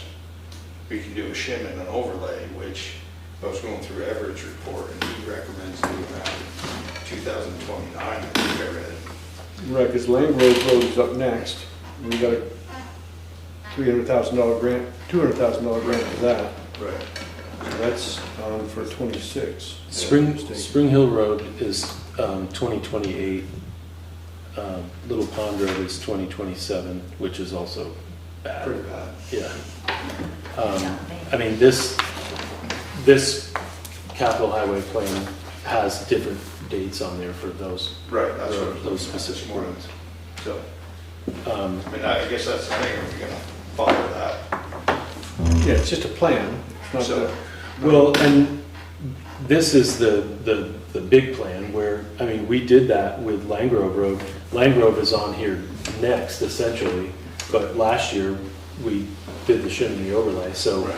if we did, according to this, if we did Little Pond Road and then Spring Hill Road in the same fashion, the shim and the overlay, or those layers would last the 3 years or whatever that's projected on a, you know, an unstable roadbed, basically, until we get to the Yeah, to the year where the real money is spent to do the full depth grind and. And I think we stick to the plan as much as possible and just maybe do what we did in Londonderry Road for Spring Hill. Well, I was just saying, I mean, the rough estimate that I got from Tom was if we had 250,000, we could shim and overlay that and do both the Haven Hill aprons, which are, that was his rough, throwing the numbers. I was off a little bit, I believe. So, Right. but he said if you had that in your budget, you could do the whole, start to finish on the road. We should have something like 260 or something in the budget, I think. Yeah, I want to say Somewhere 260, around there. 265. Should be 240 plus what we have left over. Right. But if you want to, like I said, Dean told me you guys were putting 40,000 away to save for upcoming. No, we're adding on. Well, that's the way I thought it was, but like I said, it was a quick That might- conversation. Yeah, it might have just been a misinterpretation because the 40,000 is actually an annual increase. Increase every year. Yeah. That's what I thought. Yeah. So, To get us to a point where we can I actually. mean, I just, the money we waste over there trying to salt it and scrape it and try to keep it clean because it's so out of shape and rough. To me, you're just throwing money out the window. So, and like I said, I don't ever remember it being paved. I was around for the crack sealing and stuff, and that's gotten worse. So that just seemed like my place to start. Yeah, I think it's a toss-up probably between Little Pond and Spring Hill. And then they can get Tom said a shim or overlay, it's gonna be like Land Grove in, 5-8 years. He said you might get lucky and get 10. I wonder if it would make sense to have both those roads priced and just see which one fits the budget. I measured Little Pond too, so it wouldn't take me much to. Yeah, that's not about it, Because if whichever one is more, next year we'll have $40,000 more, Yeah. theoretically. I mean, it might cost $40,000 more too, so. Well, it's the culverts too, involved. I don't know how many. I mean, I know what's on Spring Hill Road because that's the one I investigated. There's 3 that I have marked that I know that are garbage. Yeah. So it'd be run out and see. I know there's one on Little Pond where Rawsons live, and from what I understand, it goes into his driveway culvert. So it's a project in itself.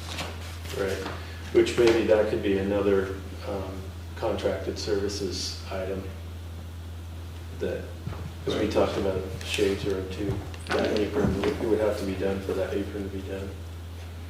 I mean, it is, there's more to look at there, but if it's not this year, it might be next year anyway, so it's all good information regardless. Get a price for both and go from there. Everybody in agreement? Yeah, sure. I'm going to come back to the board. Yeah, once we get the 2 prices. Well, I just gotta come up with the measurements and everything. I mean, like I said, to put it out to bid, I did Spring Hill Road. And I'll just go do the same with Little Pond and. Well, we'll put together a scope of work and we just put that out to bid to the Put regular, both out and- regular folks. I just gave Tom and I, just to call up and say, this is how much, what's it costing this year, and Yeah. these were the numbers he. Or if you do your research and determine that it's like, the mileage is, you can almost do a little comparison. We could pick one so that they didn't have to price both, but I think The mileage was like a 2/10 difference. Little Pond was a little bit shorter. So, I think, I didn't bring that note with me, sorry. Right. Well, I mean, maybe it's a good exercise regardless. Yeah, no, I'll measure it up and. Check culverts and stuff. Something for the next meeting. Sounds good. Alright, move on Item 10D, review bids and award contract for fiscal year 2024 winter sand.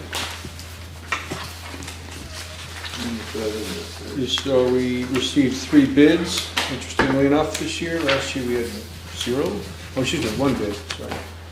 And we have a new player,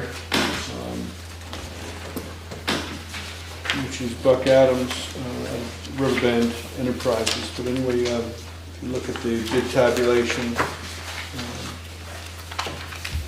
the low bid delivered is Riverbend Enterprises out of Westminster. And if we wanted to go pick it up ourselves, it would be Pike. They're at $11.29 per cubic yard, but they're 31 miles away. So the round trip is not cheap. So, And you said you checked out the sand from Riverbend? Yeah. And you were happy with it? Yeah, see? Pretty good. And like I said, he didn't have any screened out. He emptied his pit and brought it all to Westminster. The guys at Westminster said it worked real well. It wasn't sticky. Like, we had a lot of troubles with it sticking on our chutes. And they said it didn't stick. It flowed nice. It stayed on the road. It sounded impressive. It looked good. Man, I guess to me for the price, and I'm game to try it. Makes sense to me. And I mean, the delivery, you know, you throw the non-delivery in there just because you're rainy day, you might be able to go get it, but we got enough to do that. It's just as easy to let them bring it and it's done with, but. Well, and we talked about, you know, when we have all 3 trucks, full-size trucks, you know, it might be different someday, but we're not really there right now. Well, I mean, Westminster said they went and got it, but they're 6 miles away or something. I don't think it was very far. They're down, his pit's right by the state police barracks in Rockingham.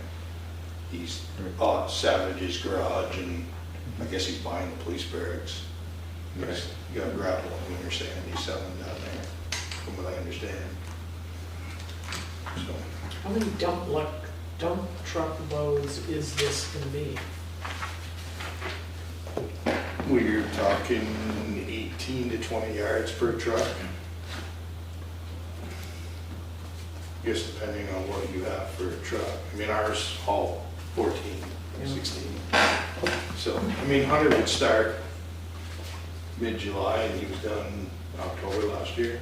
But he had 1 truck, maybe sometimes 2 or 3. The truck was making 80 trips a day. I'm not sure how Bucky's, you know, gonna haul it. I've heard David Shays might be hauling it for him. That they have some deal worked up that David's gonna help him haul. So I haven't heard a final who's hauling or what, but. Is this a typo on Hunter's, that it's more expensive? No. Undelivered? It's always, No, it's always that way for some reason. I believe it's because Strange. he's hauling it from Clarendon to Londonderry. Uh-huh. And then we're picking it up in Londonderry. So he's charging us for loading it again. So it's more money. I mean, that's what I'm assuming. I've never asked him about it, but. Yeah, I think we always assumed he doesn't want to store it anywhere. Well, that's the other problem with, I mean, Hunter, you can't, his pit closes in the winter, so you can't get it from him in the winter. So, you know, we had another 500 yards he could deliver, he didn't have it because he didn't have anything stored anywhere, from what I understand. But, I guess it's why I've always gone for 4,000. Yeah, which is roughly 225 18-yard dump truck loads, which is. Beat our equipment all to pieces. Well, that's the other thing. That's just a waste of money. Our stuff doesn't need to, No, it doesn't. now if somebody else is willing to do it. And just to let you know, we sent the invitation to bid out to 6 different vendors. So it's a pretty good deal. Yeah. Yeah, anyone could make a motion. I move to accept the bid from Riverbend Enterprises, is this correct? For FY 2024 supply of winter sand, and to authorize the town administrator to execute any documents necessary for the hiring of the contractor to conduct the necessary work. Second. All those in favor? Aye. Moving on to 10E, discuss application for V-Trans small scale local safety grant program. Well, this just popped up, and good opportunity to consider other types of ways to slow traffic. And one of the things that popped up for me, and this was something you brought up, Melissa, some time ago, is fog lines. And that might be a good opportunity to fund something like that. My only question, I was not able to connect with anybody on it, is do we have to repaint them every 3 years or so? You know, is it an ongoing obligation? So that's a money issue. So If you're required to, once you paint them once, you have. yeah, do we have to keep doing it? I know that, like with Thompsonburg and Middletown, the state funded all those signs. We have an obligation to keep them up, you know, replace them as necessary, fix them. Seems like we had white lines on something here, somebody wanted to do it, and never got painted again. Well, we talked about it with Thompsonburg. Well, no, this is like 20 years ago when Okay. it started here, there was white lines on Thompsonburg or Middletown or something, but Once it got paved over or they Yeah, wore just off, they just never. never did it again. Yeah. Thank you. But there's, you know, striping, signage, clearing, so if there's roadside obstructions, those can be removed. Kind of breakaway devices, so replacing sign posts with breakaways. We're about to order a bunch of U-channels. They're all breakaways. They are, okay. Would you drive them in, and do you drive a piece in or the whole shebang? The full strips. Yeah. But they're driving wheels on them. Yeah. It's your breakaway. Right. So anyway, there's up to, I think, $30,000 of eligibility. The timeline looked a little tight, right? Yeah. Should do something or other. Yeah, June the application's not a hard one. Okay, you're good for it? I would say go. Well, why not? I mean, worst they can do is say no. Right? And they might say yes. Yep. Doesn't hurt to ask. Yeah, so the question is, what do you want? There's, you know, I don't know if there's fixed objects, you know, to establish clear zones. There's all kinds of signs. I mean, one of the things that we're going to come up with is we're buying the speed signs, but we don't necessarily have signs that say 35 mile an hour ahead, or bend signs like on page 45. We still have road signs that aren't up to code. Right. The street name signs, yeah. Well, that's not they're not going to pay for that, because that's not a speed issue or a safety issue. But, you know, those. Safety issue, because I thought we had to make them bigger so people could see it. But, Yeah. yeah, I know. My sense is it's not in here, Yeah. so. I mean, I would be voting for the fog lines. I would too, if I'm a big binder, I usually need them. Yep, Thompsonburg and Middletown would be my vote.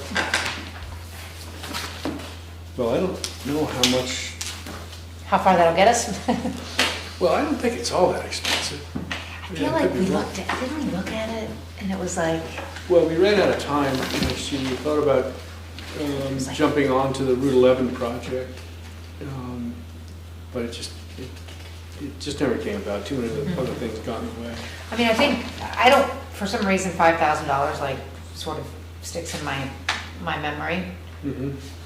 So, I mean, there would be money left over. I think that the fog lines wouldn't eat up all of that, 30,000. Well, we need to, Pick a dollar amount. yeah, and they give some guidelines on how to price these out. So we would have to go with those those guidelines. It's not huge, but they'll tell you basically how much it's going to be per mile or per linear foot for these different things. And you could just run with that. So it wouldn't, actually, it would happen late. I don't know, it, It'll be next year. it would be next year, yeah. Just looking at the timeline, I don't think we'd be able to get painting done. When Snow. it gets foggy in the fall, Mhm. that's when you need it. Mhm. I drive home at night, Yeah, and I could certainly use it quite often. well, I've been sitting on my mother's porch right there, corner of Rose, and, man, they're all over the road. Nobody stays on anybody's side, nobody does anything, they just cut the corners, coming and going. This says edge lines reduce crashes by 15% for pavement widths as narrow as 20 feet or narrower. If an engineering study illustrates that would be a safety benefit. I think the flag lines are a good idea. Sounds good to me.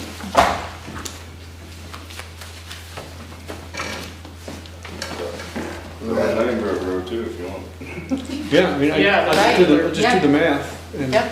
Make it, spend it all. get as much as we can. Mhm. I mean, the more mileage we get, the less it is per linear foot.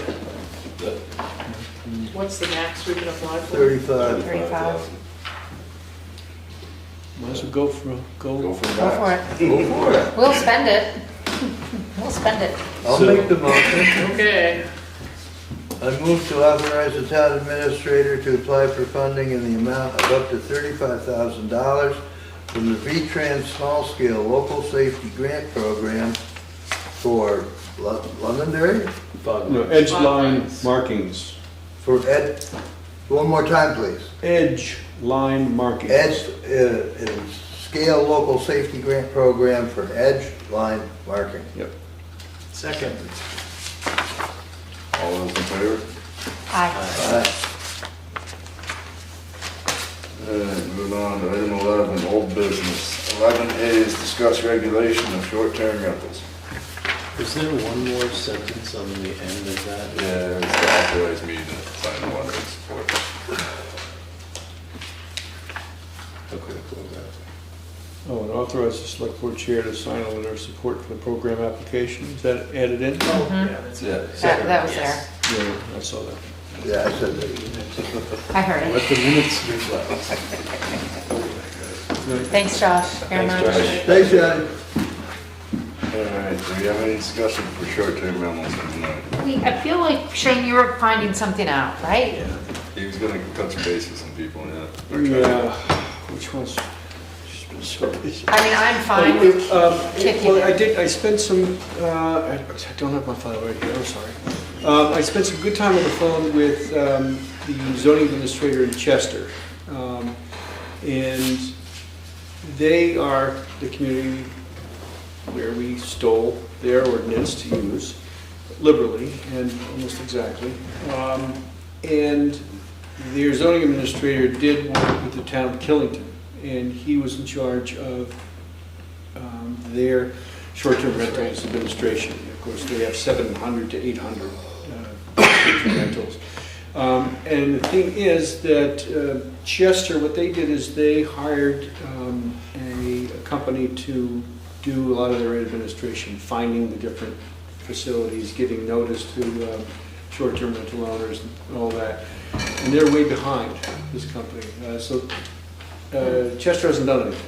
You know, they're in a waiting mode, and he's frankly a little unhappy with the vendor for being so late. So they are not actually doing administrative work quite yet. So that is a bit scary. But it Probably the reality of all, so many people coming on board at once. I think you're right. I mean, every community's looking at this and trying to, you know, it's a great business to be in, I imagine. I can't remember the name of the company, I just don't have my file with me, I apologize. But a really good conversation with them. So they're ahead of us, well ahead of us, and I think we should be looking at them continually because, again, this is an individual who's really experienced in this sort of administration, and theirs is our model. are they operating manually in the interim before this other company is able to No, kickstart their? they're waiting for They're this literally company waiting. to assemble the list. You know. And I, you know, going back to the FYI documents, there was that letter from the department head of Department of Taxes. And I'm really curious who she sent those notices to. Like what was the Who got data it? she was pulling it from, right? Yeah, I mean, where is it? Is that anything the state would actually give us? They're not really good about giving information out like that. We've established somewhat of a That's what good I- working relationship. I can always ask the question, say, how do we double check what you're doing? Right, we want to know what your list is so that we can, Yeah. I mean, it's like the dog license list, like, when we put it out in front of all of us and we're like, oh, my neighbor has a dog too, like, Mm-hmm. we probably will know some of these short-term rentals that aren't on the list. Right. Right, so it would be, I just got that late last week, so I'll follow up with that. And that guy gave you that website you sent me, right? Yeah, there's a, So, the it's Vermont, got some information on it. yeah, the Vermont Association of Short-Term Rental Owners, I think it is. Really good website. They look like a really good organization. And they, they are for owners, you join that and you get whatever benefits they have. But they seem like they really got their act together. I have a lot of And information on it. What is so it? Really- Who are they? I think it's, Let's see if I can find it. I know I have it on my, Texted it to me. did I text it? I believe so. Okay. Yeah, it was, Yeah, right here. You want me to email it to you? I was just gonna look it up. It's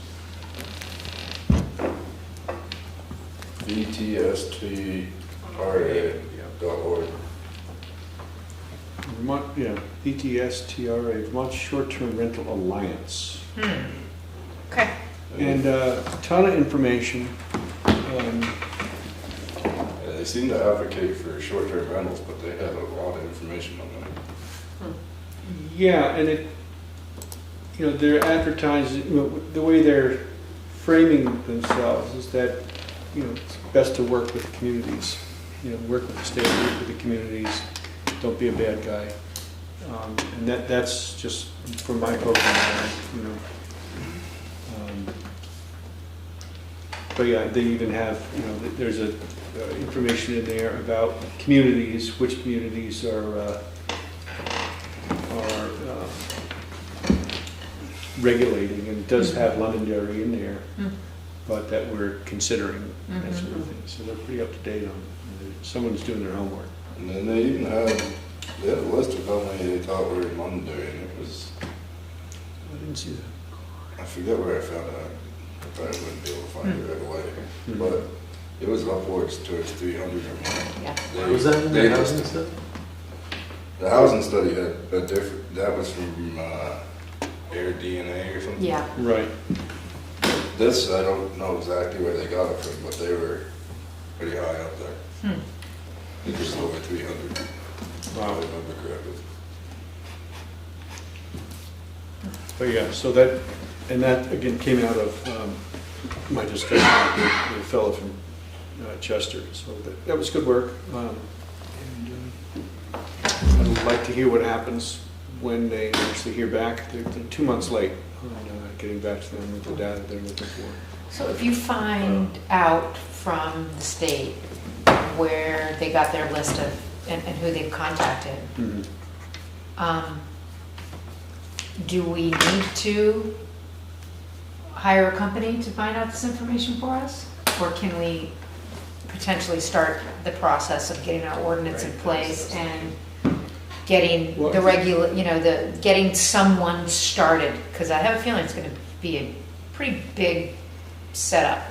Well, I think, at least the plan I considered and talked to you about was, not, establishing something soon, but give us a full year to actually get it up and running.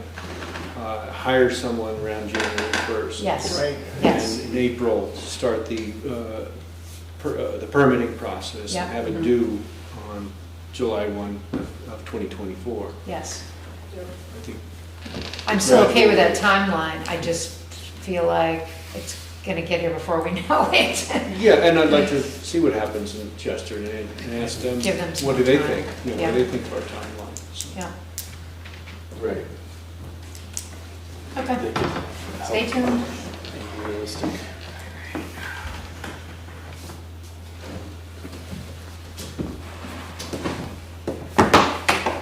Excuse me, sir, are you here for a specific reason, or are you just waiting for the end of the meeting? I'm waiting for the end of the meeting. Okay, I would move you ahead if we were holding you up. We would move you ahead. I'm learning. Moving on to 11B, ratify 5/1/2023 decision to, 1, approve second-class liquor license for O'Connor's Corner Store LLC, The Corner, and 2, approve second-class liquor license for Mountain Energy of Vermont Incorporated, Mountain Energy.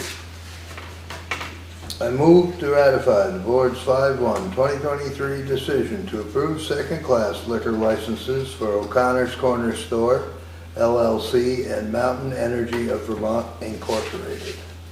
Second. All those in favor? Aye. Aye. 11C, ratify 5/15/2023 decision to, 1, authorize contact with the town attorney regarding the agreement for the regional recreation director, and 2, decline acceptance of resignation from village wastewater committee.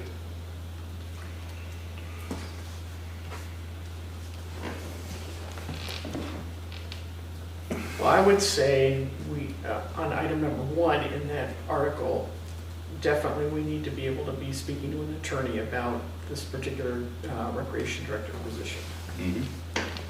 So I would say- That's sort of, It's just, already. it's just ratified. That's what I thought. She Yeah. was still trying to call him this Well, week. or then, I something. know they spoke today, because I handed the Okay, all phone right, so over. it's sort of a, Yeah, I mean, what, the whole ratification thing is, It just you're wasn't supposed to on the have list. things on the agenda. Right. If you add something, you should ratify it, so if someone yeah.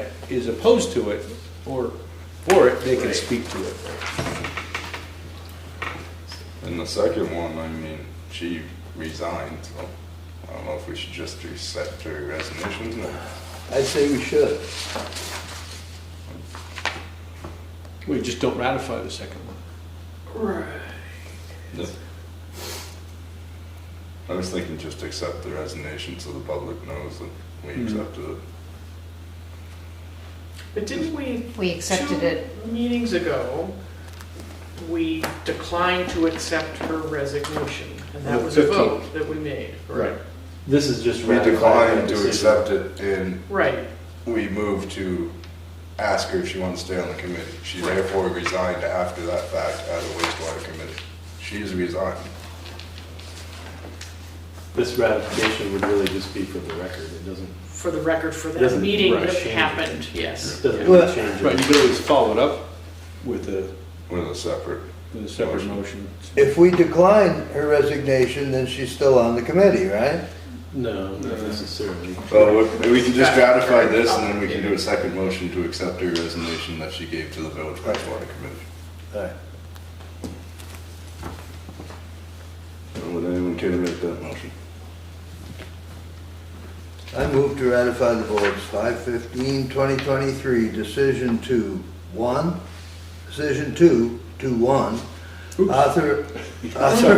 you're tripping my tongue up. Authorize Kelly Pajala to contact the town attorney regarding the agreement for the regional recreation director, and 2, decline the acceptance of the resignation of Gail Mann from Village Wastewater Committee. We have a second. Second. All those in favor? Right. Aye. Aye. I move to accept Gail Mann's resignation that she gave to the village wastewater committee on, I don't know the date off the top of my head. I'll second it. Fill in the blanks. All those in favor? Aye. Aye. Opposed? Okay. Item 12, new business. 12A, consider engagement agreement with municipal legal counsel. Monahan Safer PLLC. This is the firm that was assigned originally to us by VLCT Passive. We got free 8 hours of service, and this is related to personnel matter. We now need him to stay on that matter, and which what is standard is to get an engagement letter. And so this is what it is. And it's not cheap, but it's not crazy expensive either.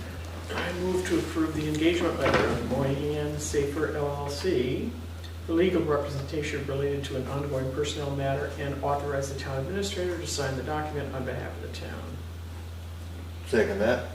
All those in favor? Aye. 12B, approve auditor engagement letter, Sullivan Powers and Company Incorporated. Tina would be here to speak to this. It's the same company. Yeah, same company we've used for years. This is a full audit this year. It's not a partial as we've done in previous years. The budgeted amount is, the offered amount is less than our budget, so that's a good thing.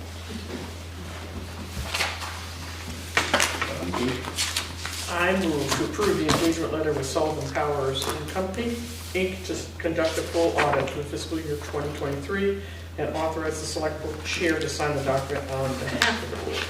Second. All those in favor? Aye. Number 12C, set terms and appointments for beautification committee.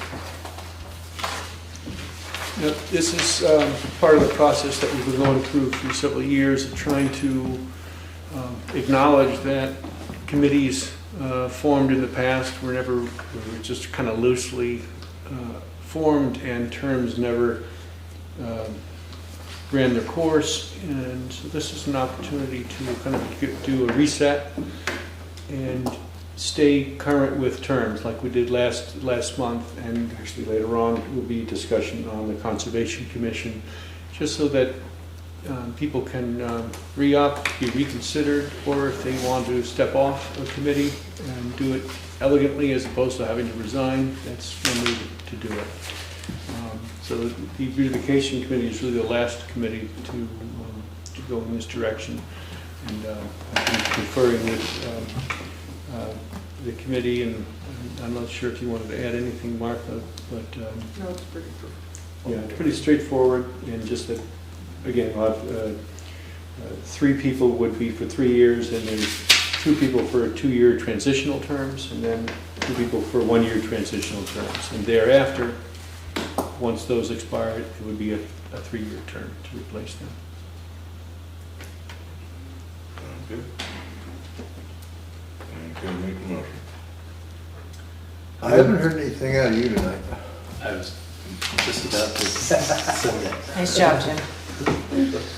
I move to establish 3-year terms for the office, 3-year terms of office for the Town of Londonderry Beautification Committee, that its membership be 7 members, and to appoint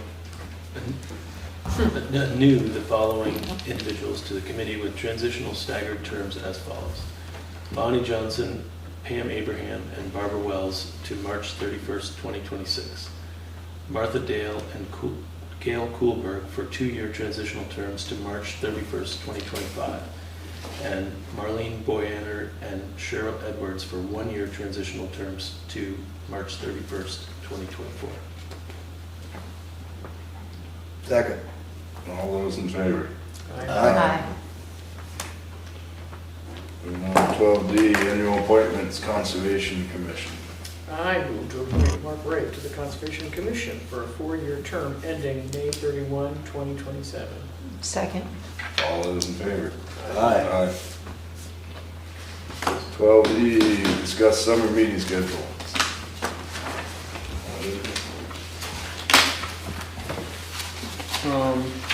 We discussed the same sort of thing last year, and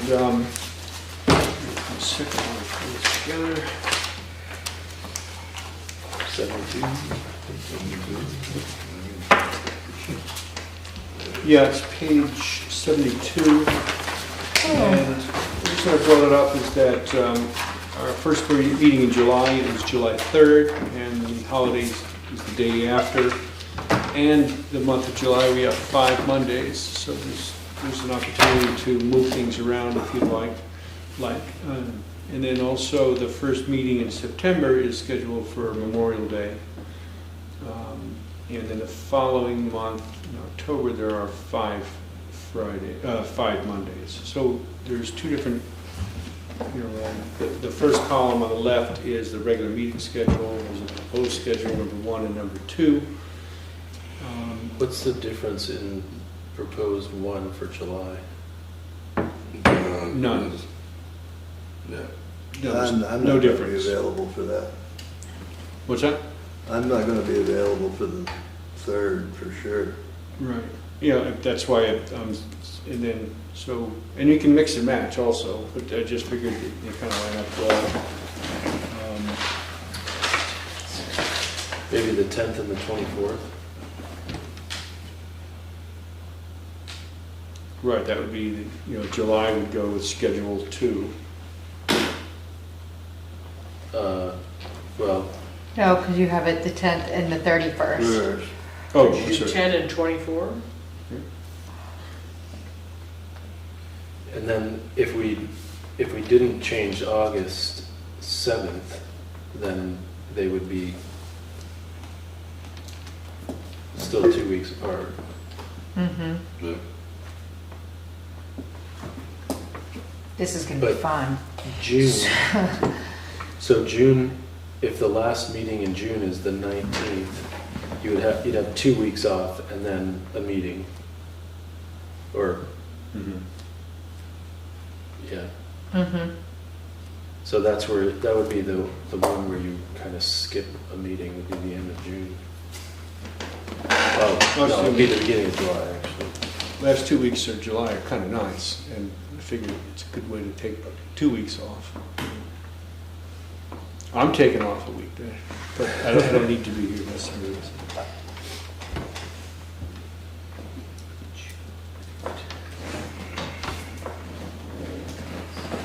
So, do we have to have 2 meetings a month? No. No, not really. I mean, I was just thinking that if we just kept September as it is and just took Labor Day off. Like, I'm doing a little mix and match that I got going on here. Because I think we should not have a meeting on Indigenous Peoples' Day. Sorry, that's just my opinion. So I would like to keep October as it is. Would be my vote. And then September, keep it as it is and just not have a meeting on the 4th. Just the 18th. And then I would take August and go for a proposed 1. And then I would take July and do proposed 2. But I would consider having the 24th instead of the 31st. But I do get what you're saying, Shane. So it's not a deal breaker for me, so whatever you want.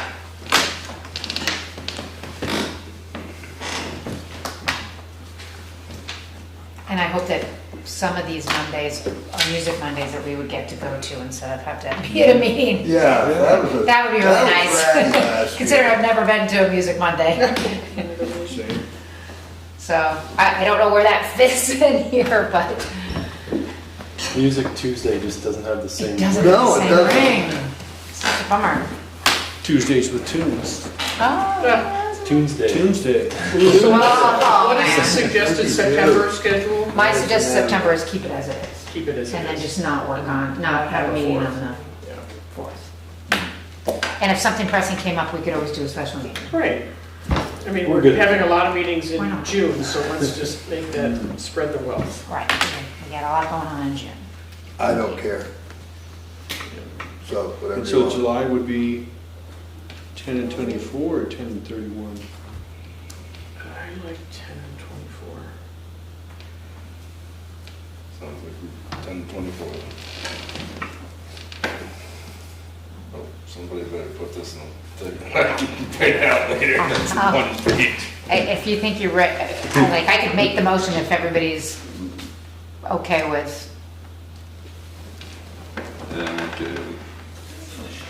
what's proposed. Yeah. Which proposal? July is number 2, but it's the 10th and the 24th. August is number 1, so the dates would be the 7th and the 21st. September is as is. It'd With- just be the 18th. Yep, just the 18th, and then October, the 2nd and the 16th. So we're dropping 9.4 and adding 7.10 and 7.24? And I guess we'd be dropping You dropped 7.3 and 7.17. dropping 7.3, 7.17, and 9.4. September 4.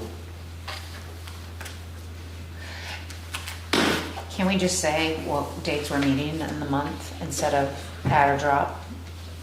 I think we got it. I think those dropping 3 and adding 2, that gives us, we're not adding the 4th of September. We're gaining. Are you we're gonna make gaining it? a free day. Are you, I mean, I think that we got it. Yeah, Okay. I'll make it. Hold on a second. Yeah, it's actually pretty simple. right? So I would move to adjust the schedule of the regular board meetings this summer by dropping the meetings scheduled for July 3rd and July 17th and September 4th. And adding meetings on July 10th and July 24th. Sweet. Second. All those in favor? Aye. Aye. Robbie, you made it. You're not finished, sure. We're gonna go into executive session, Yeah. so we're gonna kick you out. Oh, really? But you could come back for the finish if you really want to. Then you can come back for the adjourned meeting. Up to you, that's Do you, let me give you my number. You've got it. it's just easier face to face. Yes. All right. Well, so we'll plan a face-to-face. All right. I have lots I'm of hard ideas. sick you didn't want to stay for me. You're only staying for Melissa? I can talk to you any. Or me. Right. Thank you. Thanks, Robbie. 12F, executive session, the appointment or employment or evaluation of a public officer or employee for 1 VSA 313A2. I move to enter executive session to consider the evaluation of a town employee pursuant to Title I VSA Section 313A3 and invite Shane O'Keefe to attend the executive session. Second. All those in favor? Aye. Who's second, Jim? Yeah, Jim. Could you print off a evaluation form?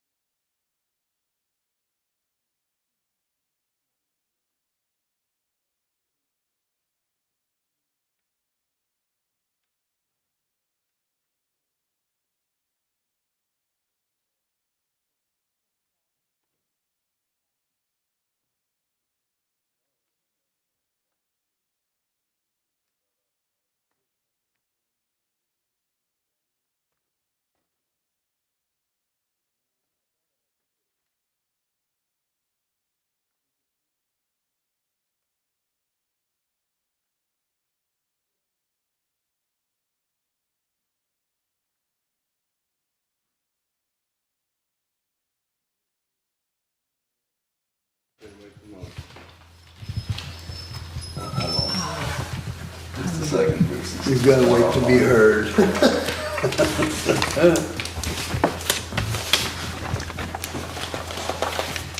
Okay. Would anyone like to make the final motion? I'm going to adjourn. Second. All those in favor? Thank you all very much. Long day for you. Long day for me. Martha Rose have Oh, a that's better great. home they could find than I'm there. gonna, somewhere, maybe like. Oh, you'll leave them there anyway. Yeah, I will. Good night, everyone. Good night.